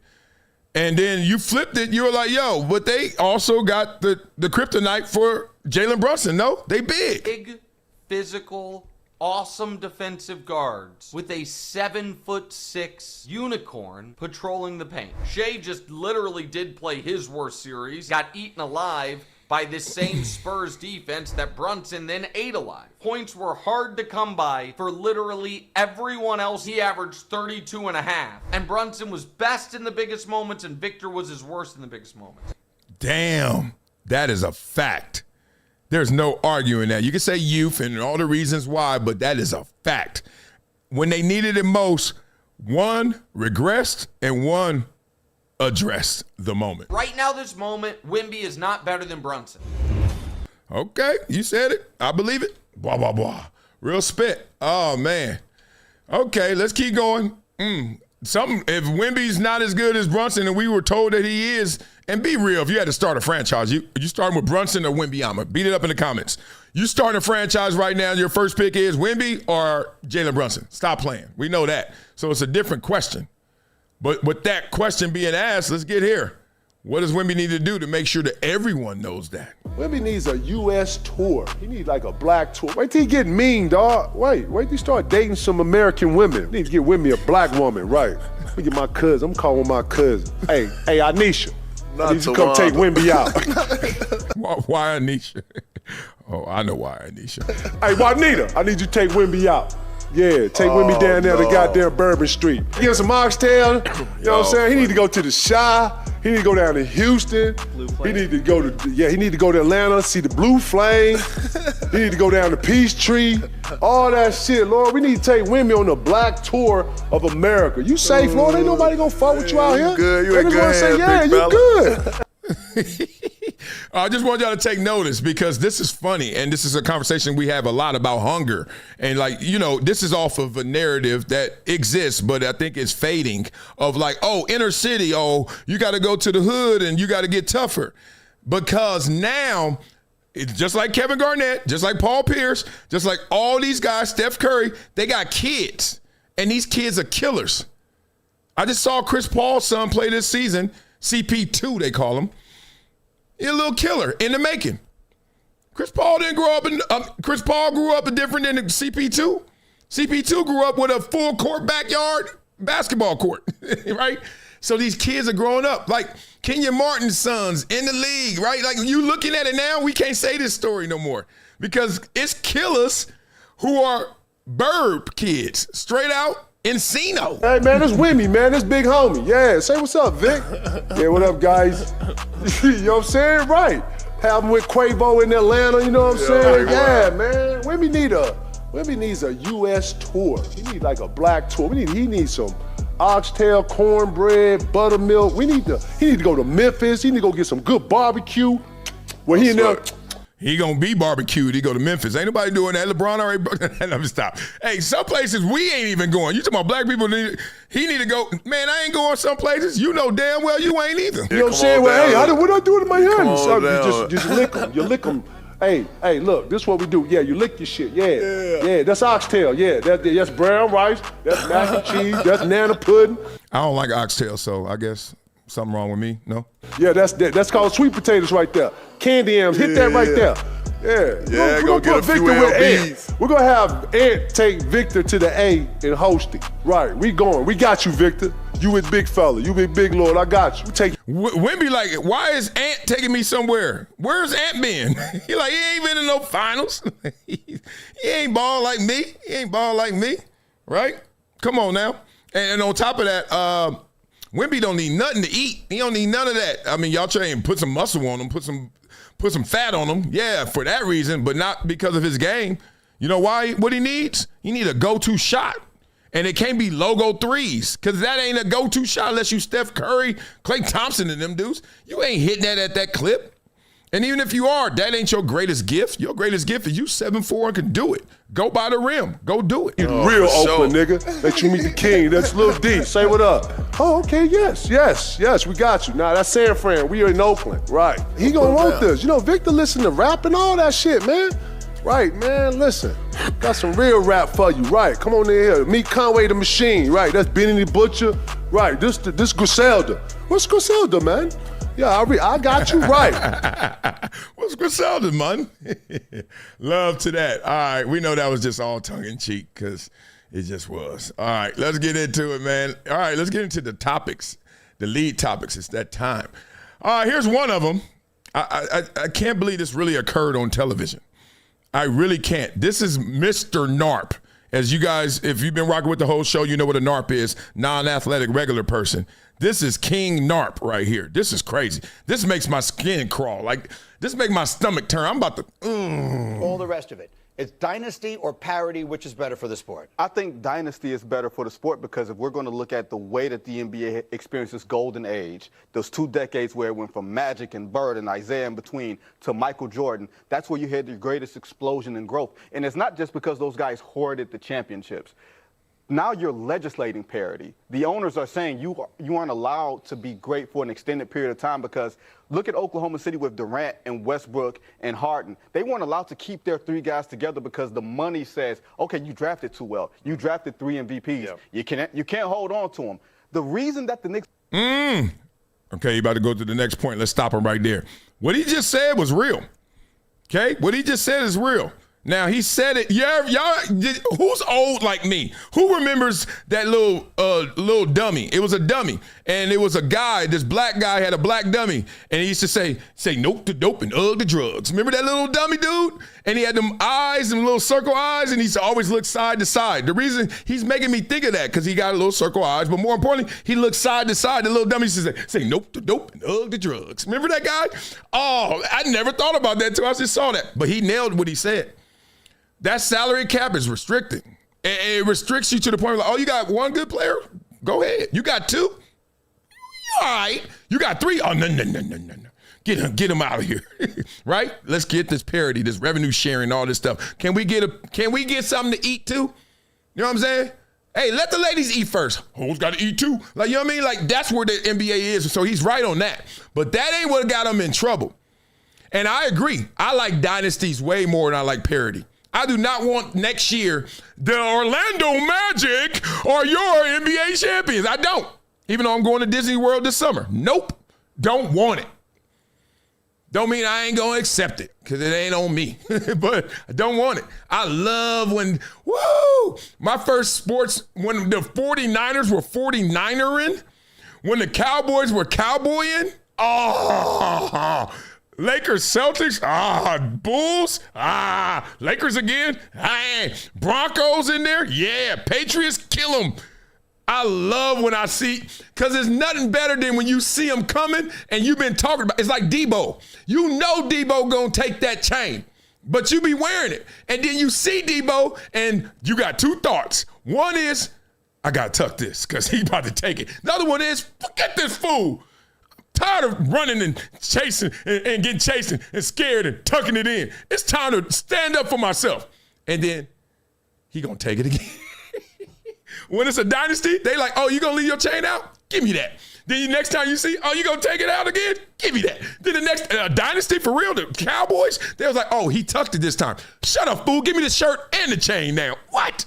Oh, I love a dynasty. Let's go. Won this championship is because Minnesota could not afford to hold on to Karl Anthony Towns, and he became the final piece for them. So it's going to also cost the Knicks on the back end. But to your general question, I like to know that greatness is validated.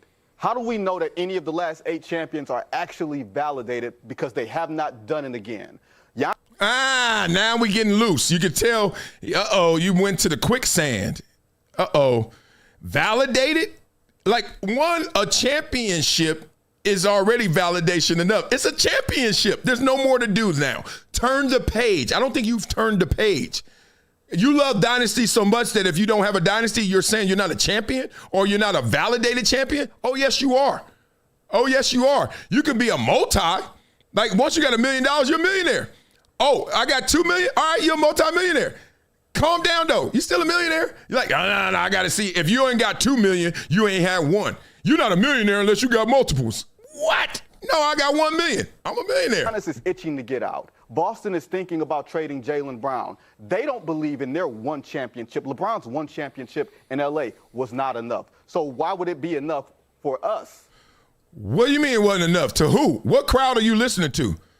That banner's up in the Lakers practice facility. What are you talking about?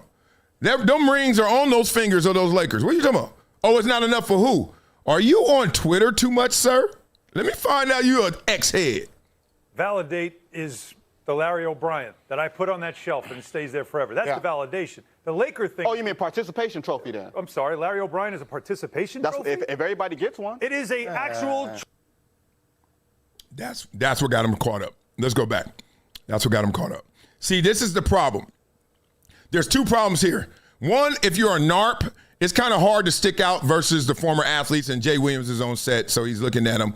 And look, immediately when he says that, hands gripped and stuff, so you know there's some anxiety in what you said or what you're doing right now. There's some nervousness. You about to break your own hands.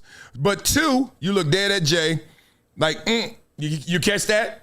Participation trophy. Mother sucker, you ain't never, shit. You ain't participated in Jack. You talking about a participation trophy? You lucky if you get one. Oh, I can't stand when a crumb cake do stuff like this. And I don't know you, dog, and I'm not talking about you. I'm talking about what you have done athletically. And I'm certain it ain't that much. So stop talking about people who have done much. I don't even talk about champions. And I got closer than you. Woo! Let's do this again, though. O'Brien is a participation trophy? If everybody gets one. It is an actual trophy.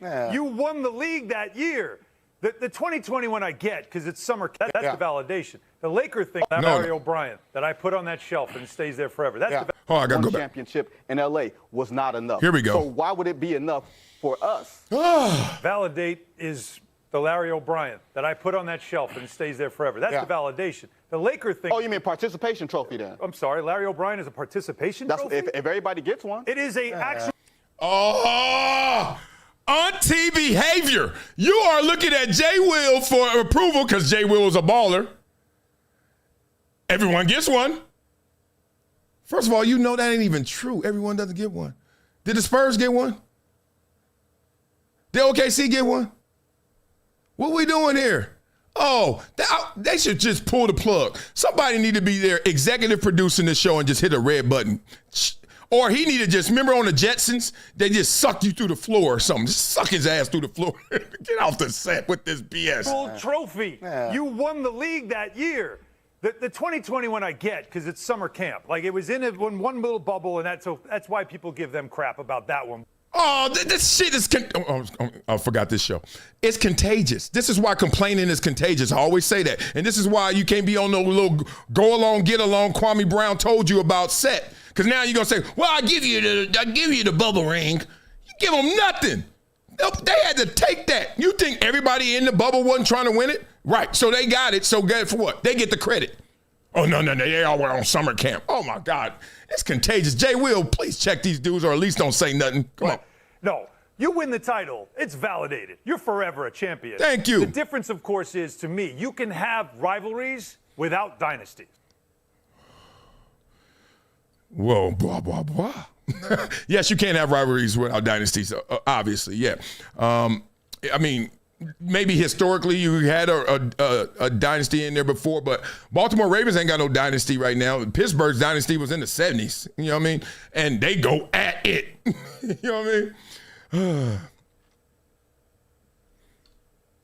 That really got to me right there. That really, I knew the headline. I knew he said that. Just hearing the audacity that you spoke with when you sold candy in rec league and then you got cut in high school. Maybe you played college. I don't know. Based off of my observation of height and weight, I can't imagine you played college ball. Point being, what are you talking about? Dog, be a journalist. Be a journalist. See, I can say stuff like this, and I dare him to say something back because I've been both, brother. You can't talk to me like that, partner. I balled out and I brained out. Ooh, that's a pause. Boy, I wish you would. That's why part of the reason I went to Columbia is so I could always shut up somebody who was smart. Shut up, fool. I did that too. You know what I'm saying? If you just play ball and you go to Alabama, they always gonna be like this. Yeah, I don't know if he really understands what we're talking about. I'm not lying. That's life. But when you go out, they be like, damn it, gotta make up some lies about him. I gotta tell some stories about him. I got to put some fake something out there. I just can't attack him. I got to just lie about it. Yep, that's what y'all do. I know the game. Now, the participation part. Here's the shit that pisses me off. Me too, Perk. Is sometimes when you're on television and you get in the moment and you're filling the table, you go say some bullshit out your mouth. That was a bunch of bullshit. Mm-hmm. It was all the way disrespectful. Mm-hmm. And when I heard them say it, the first thing came to mind is that, oh, your ass never was an athlete then. Partner. You couldn't have never participated or been a basketball player or played on anybody's team talking that type of nonsense. That was the most asinine thing that I've ever heard. You need to stop hanging around Stephen A. Asinine came out your mouth that quick. Respect. Perk is dead on. Like, this ain't even like you played high-level pro. This ain't even like you played college. This is just like, did you live in a neighborhood? You can't talk about the dudes who do it like that. I don't care if it's street life. I don't care if it's home life. You can't talk about, like, how were you raised where you didn't do it, but you're going to now clown all of it.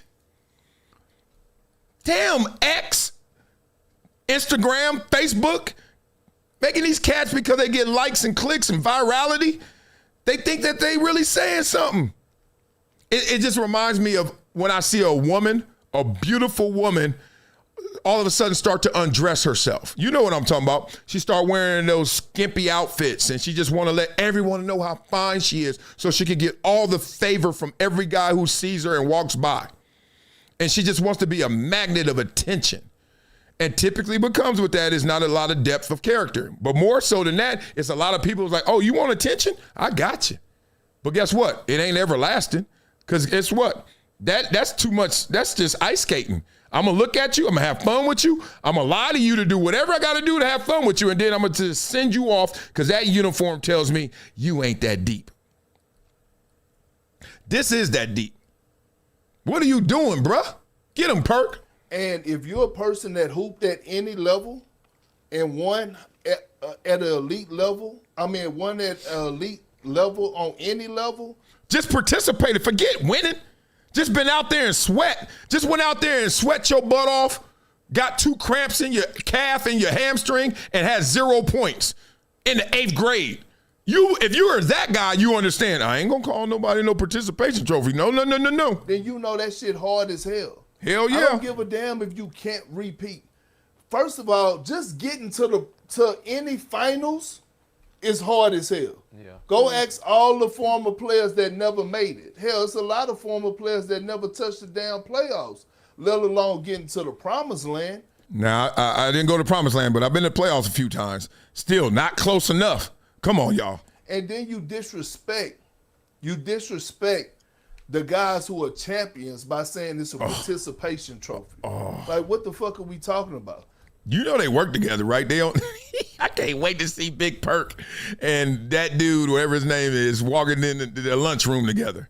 Oh, I know what's on the menu that day. That dude. Do you know that one, like in those 8 teams that then won over the last 8 years, one of them was Steph Curry. And I guarantee you, if you go ask Steph Curry which one of them was his greatest championship, I'm 9 times out of 10, he's going to say the 4th one. Mm-hmm. Not just because he won Finals MVP, but because he had to overcome the obstacle of being a defensive liability, and he did that. Yep. Like he could actually say, right, and he actually could say that, hey, you know what?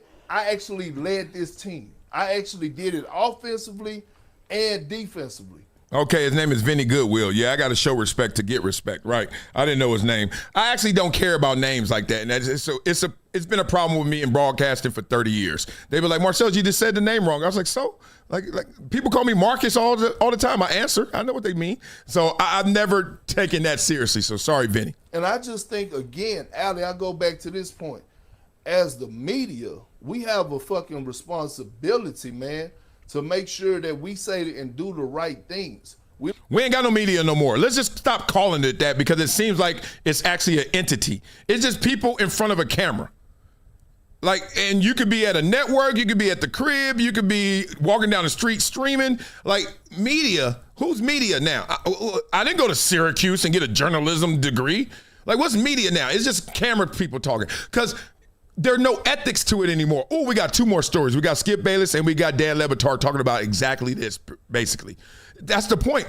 Vinny Goodwill's like, dog, I'm sitting up here. Marcellus don't know my name. Some other people don't know my name. My name ain't Household. I know how to get closer to Household. Let me say something crazy. No lie. That's the energy on those desks. No lie. That's the incentive of that behavior, is because now we have created, and it's not social media's fault. It's just that's the benefit of social media, and you can play it the way you want to play it. You mean I could say something crazy and boom?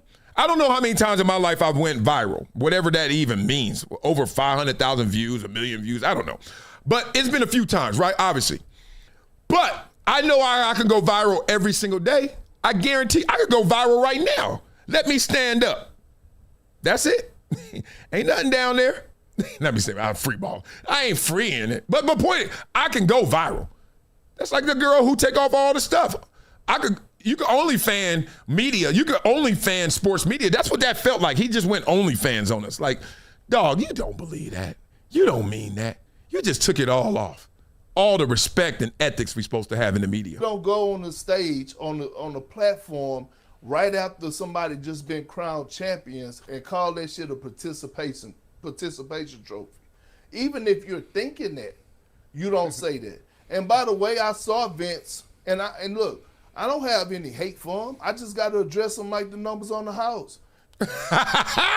This is why I love Perk. This is why Perk got big time. All them one-liners that be coming in, them country one-liners. I have to address them like that. I am 51 years old and never heard that. That's crazy. That's great. I'm sorry these summertime shows are running later because my kids are home and sleep. I let them. My kids went to bed last night MJ goes to bed first, even though he wants to stay up the latest and he the oldest. He can always tap out. Him and his mama tap out. My kids were up at 12:15. They went to sleep today, not yesterday, not last night. So the shows go a little longer. Stay with me if you can. If not, I get it. You got to go get paid.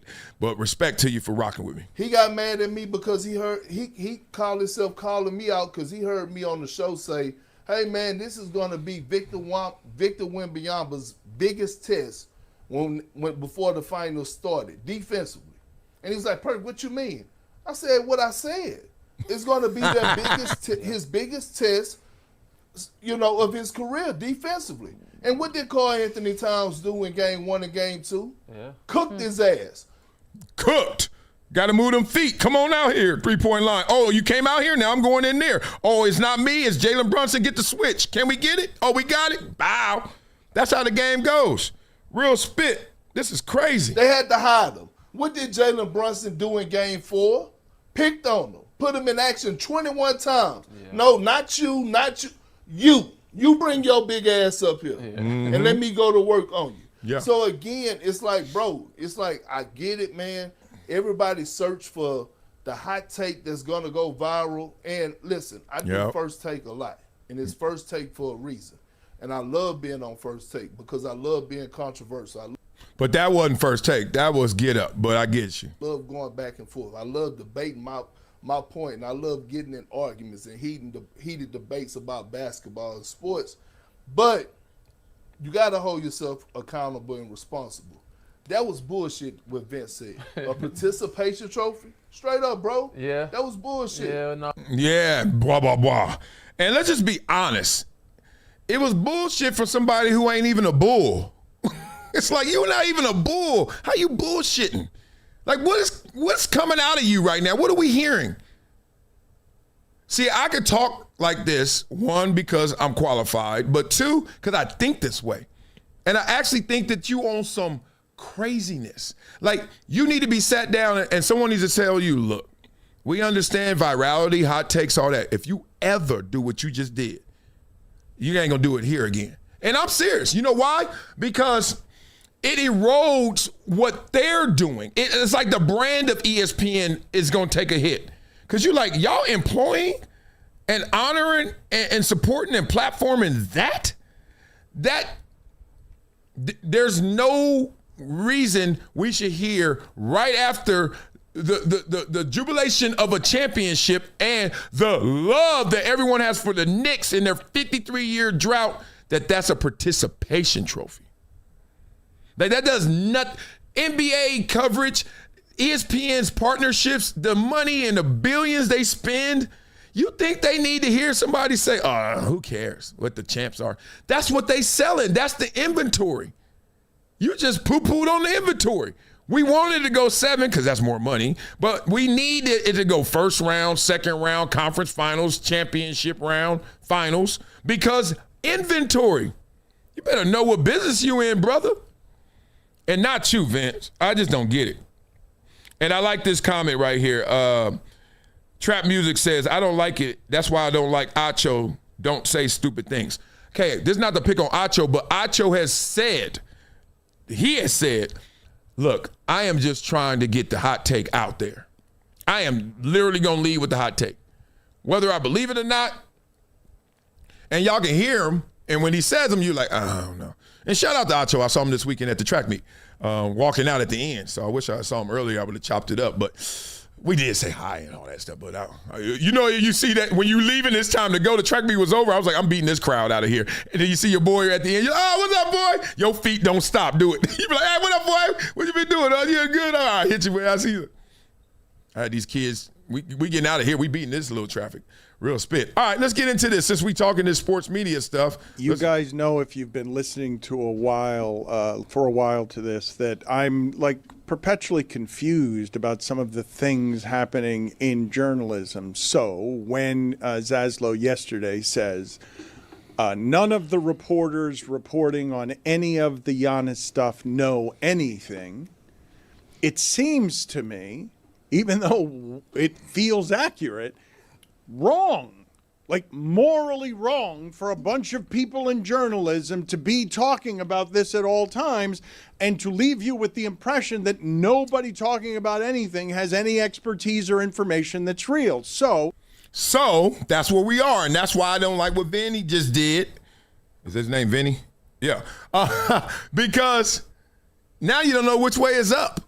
Like, just ever so slightly, you don't know which way is up. That's how it goes. Like, if you want to move 1 million people, all you got to do is whisper to one. He gonna go. And then he gonna tell it to 2. Then that's gonna turn into 4. Then that's gonna turn into 8. You know how it goes. That's why it's so bad. If you want people to get off course, you don't just grab them by the ears and just grab their head and say, guess what? I'm trying to make you look this way. No, you don't have to do that. All you got to do is I'm looking dead at you like a flight, like a captain on the airplane. If I want you to be off course, all I got to do is go 1 degree. And then you travel 1 degree off course. Over time, you are gone out the frame. Real spit. Come on, Dan. I want to know who you guys trust when Gary Washburn of the Boston Globe says flatly the Celtics are not shopping Jaylen Brown. This is a reporter for a newspaper. I know Greg and I, if somebody does it for a newspaper because of where our standards are, we know that stuff has to be vetted. We know that stuff has to be accurate. You know you're not allowed to make up sources. You're not allowed to make it up. You can make it up on radio. You can make it up on television. That's not something you can do in newspapers. So for me, when a newspaper reporter says that, I tend to believe it. But I think Greg and I are in the minority on this. I don't think most people, when I say Gary Washburn of the Boston Globe says flatly, the Celtics are not shopping Jaylen Brown. And then I see all over television, here's why Jaylen Brown should be hurt. Here's why he should be insulted. Who's got it right? I mean, Dan. Ooh, this is amazing. Like, for real, where are y'all in terms of loyalty, understanding, allegiance? Like, where do you go? Like, I mean, yesterday at the end of the show, I'm playing that video, that montage of all the pretty women that were at the World Cup. AI. Like, what's real, what's fake? I know I follow some AI accounts because now I am so on the alert, hypersensitive to it. I followed the accounts before thinking, oh, that's cool, that's real. And now I'm looking back. Because I love animal videos. Y'all see me, my shorts. Love animal videos, especially cats. And now I'm looking back, I'm like, wait a minute. You're right. A cat didn't jump from the Empire State Building. You're right. Like, it just was real from fake. That's what he's asking. This is why I do believe that my explanation for why I said that yesterday, that these people, they don't know anything. My rationale for that is because, like you said, on TV, people are saying something different. I think that this is the only story right now in the NBA. Finals are over. Yep. This is the story, and it's going to carry us for the next week until the draft. And if your employer looks at you and says, what do you got? This is the big story. Do you have any rumors? Do you have any intel? Do you have any sources? You got to come up with something. Not rumors. Yeah. That's the energy I just talked about. On that set, if you're a former athlete, like, let's start at the top. You're a former Hall of Famer. You're a GOAT. Tom Brady there, that's part of the reason why Tom Brady didn't hit the ground running in broadcasting. You're a GOAT. Guess what you got to say when they ask you questions? Man. And he started off like that, man. And then he had to work on it because what do I need to say? I ain't done it all. That's typically how it goes. That's the curse of the gifted. And then you start to get all the way down to where Vinny is. Is his name Vinny? I keep calling him Vince. Vince. You get to where Vince is. He's trying to just make it. He's trying to just make the team.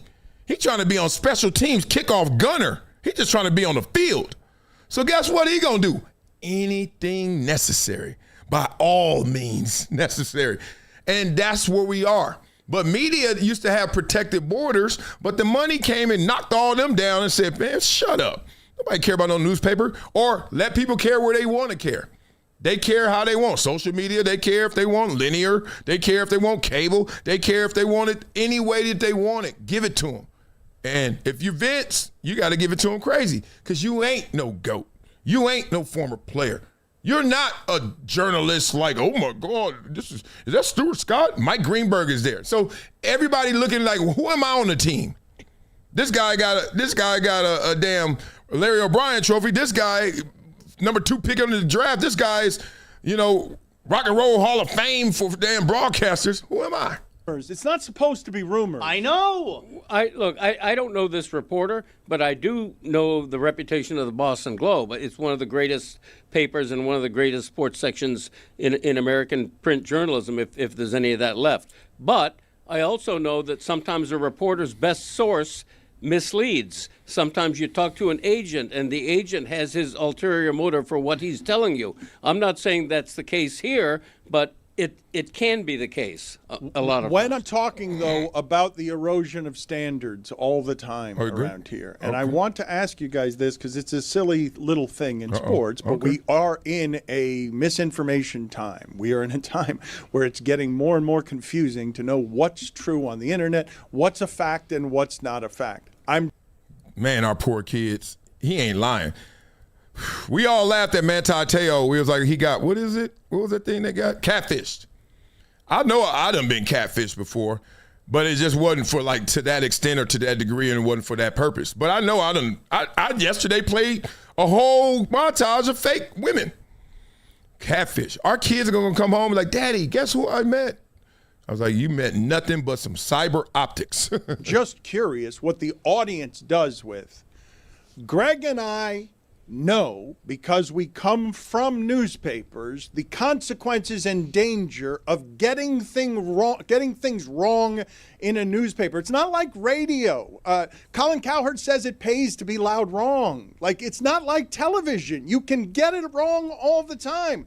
We just saw it. Get it wrong all the time. Blah, blah, blah.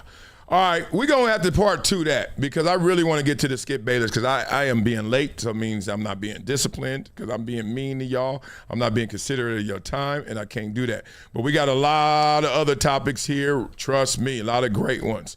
But let me get to the Skip Bayless because that is the headline one where he says LeBron James' best fit is in San Antonio. There you go. All right, so Rashad, yesterday you talked about how much Chris Paul meant in that 1 year with the alien, right? The first year.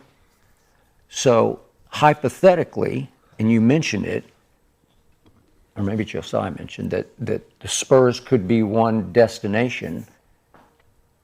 Hypothetically, that's the best fit of all, because if you could have LeBron play the point for them for 30 minutes a night, they would be much better to me, because his greatest strength is passing and distributing.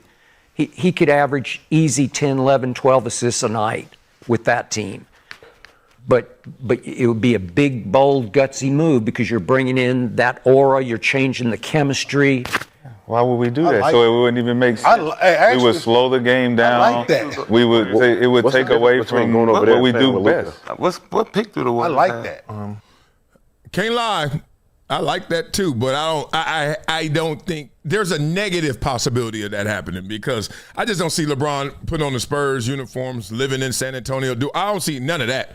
More importantly, I don't see that pecking order working. Like LeBron's going to insert himself somewhere where they try to make Wemby the face of the NBA. LeBron still is the face of the NBA. There's so many layers. I don't see their style of play matching, right? I mean, think about it. You still got De'Aaron Fox. What you going to do with that contract? It doesn't match with LeBron. He's a free agent. Like, come on, y'all. What we doing here? But I do like it. I like that. Yeah. No, it's intriguing. I like because I hate as a Thunder fan, that would scare the hell out of me, man. Why? I hate it. Why? It doesn't make sense. It makes basketball sense. What doesn't make sense? Yeah, I'm saying what doesn't make sense? LeBron going to San Antonio. Well, if you talk about, I think it makes sense because you need a point guard, you need a bigger guy on the floor. You do. You need a facilitator. You need a guy that's teach them dudes how to close games and situations. They're not gonna pick him to do that. I like that. Not gonna pick pass him first player always made the right basketball play. Yeah. But you don't go that damn far and hard and high to say, hey, I want these guys to learn to play in crunch moments and clutch moments. So let's go get LeBron. Like, there are levels. Chris Paul would have worked, you know what I mean, this year for them in the clutch moments. Like, you don't have to go get LeBron. Dog. And teaching the young fella, the big fella, how to win. What you do with Fox then? We've been. What do you mean? Find a destination for him. You gonna move De'Aaron Fox for LeBron James? No, you can keep De'Aaron, right? And then bring LeBron too. You don't have to. Can you keep De'Aaron and still bring LeBron? Keep who? I would. Keep De'Aaron. You could keep Fox. I mean, if LeBron, he would just have to take the veteran minimum. It's funny. We all got ideas, and it's like if you're a founder of a company or if you're a venture capitalist and you're always listening to founders talk, there are so many good ideas out there. But then when it's coming to execution and team building, that's where most of those ideas die on that hill. Execute it. Okay, think through it. Uh-oh. Yeah, you take the minimum, but to go run it back and try to win it? Yeah, man. Do I want to play with Victor or I want to play with Steph? Either one. Shit. I want to play with Steph. Either one. He's already said it. Either one. I'm playing with either one. They both. I mean, do you want to win or not? I want to play with Steph. I'll play with Victor. So the Spurs, Steve Kerr and Steph. Spurs don't have a ton of cap space. Obviously, they got some extensions that they're going to have to do. I'm playing with Victor. He's the future, bro. LeBron listening to Mitch Robinson at the end of the game after we saw what he saw in those 5 games in the finals. They have money right now. Y'all would kill LeBron if he went to the Spurs. Who? If LeBron went to the Spurs, y'all would. If he go to Golden State, they gonna kill him. Wherever he go, they gonna. No, it's way more. For me, it make more sense. There's a lot of different ways to die. They ain't all the same. You know, you and your boy are like, what would you rather do, burn to death or freeze to death? There's a lot of ways to go. To go to join them young dudes. They gonna kill LeBron wherever he go. Go join them young dudes, then go join a bunch of old dudes. Let's do this one last ride. Let's ride out on us in the sunset. Yeah, man, let's go to San Antonio for Pop. Yeah, me, Steve, and Steph and Draymond. Draymond is one of his close friends. Let's ride right over the cliff. Yeah, why not? Why not? Yes. What was his name? Thelma and Louise? Thelma and Louise? Put Bron at the 4. Yeah, that's what it was. With Wemby. Why not? Let's go. Bring the ball up the floor. He's a facilitator. Put Bron at the 4. Pick and roll, man. Let's go. I like that. Blah, blah, blah. This is how soul food was created. And I remember I've given this take before in different contexts. Because soul food, most of it, is nasty in its origins and nasty as its original taste. That's why if you eat a lot of soul food, you're going to be fat. And we know a lot of black people eat soul food, but black don't crack. It swells. Too much sodium. You know why they got all that salt in that soul food? Because it's nasty. What are you eating again? That's the leftovers. That's the stuff nobody else wanted, and we made it good. Congratulations to us. Making lemonade out of lemons. But let's go back to the basic element of it. Yuck. As I go to one of the best soul food spots out there, Fixin's, downtown LA. It's amazing. Went this weekend. Probably gonna go again next week. We try to make this slop sound good. So we pouring a gang of salt on LeBron. Said, yeah, go bring the ball up court in San Antonio. Slow that team down. Yeah, Dylan Harper there, but you bring it up. De'Aaron Fox there, but you bring it up. That's why it took so long for the Lakers to figure stuff out. They were pouring salt on stuff. LeBron, you got sciatica? Okay, we good. Oh, you got to come back? Oh, you want to be the number 1? The blueprint, the origins, the baseline, the foundation of it is not real. It's not solid. It's not concrete. So now you're just like making stuff up. If you build it on a bad foundation, it ain't going to last and ain't going to go anywhere. It may fool you for a second is my point. I would not go to San Antonio if I'm LeBron. Let them do what they're going to do. You go somewhere else. It probably, let's just be real, is behind LeBron in terms of really competing. OKC, San Antonio, Boston reloaded again, New York Knicks, we could keep going. It's probably behind LeBron. Let's accept it. Let's accept that grandma, granddaddy ain't the same no more. They forgot your name. Okay, so okay, they still here. LeBron's still in the league.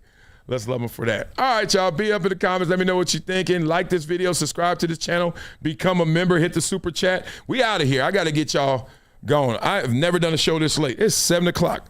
I'm acting like I'm in the other shows they be live streaming. They be live streaming 2-3 hours. I love that. If I ain't had itty bitties, I go longer, but I got to respect the time and space of this home. So make sure you guys hit the like button on the way out as I stall. Can't believe I got caught up in that AI yesterday. That lets you know it's real out here. Oh, I got to tell y'all this. AI girl DM'd me. Yep. Last night I saw it because I don't really be checking my DMs. And I was looking, I was like, that girl fine as hell.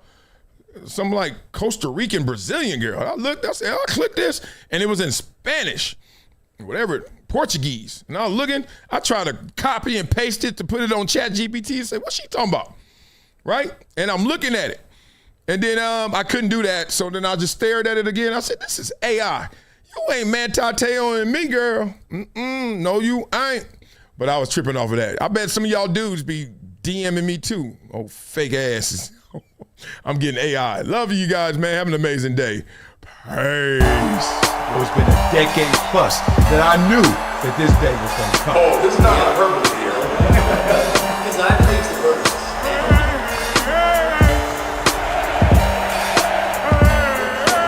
Time to hydrate. Hydration's the situation, so.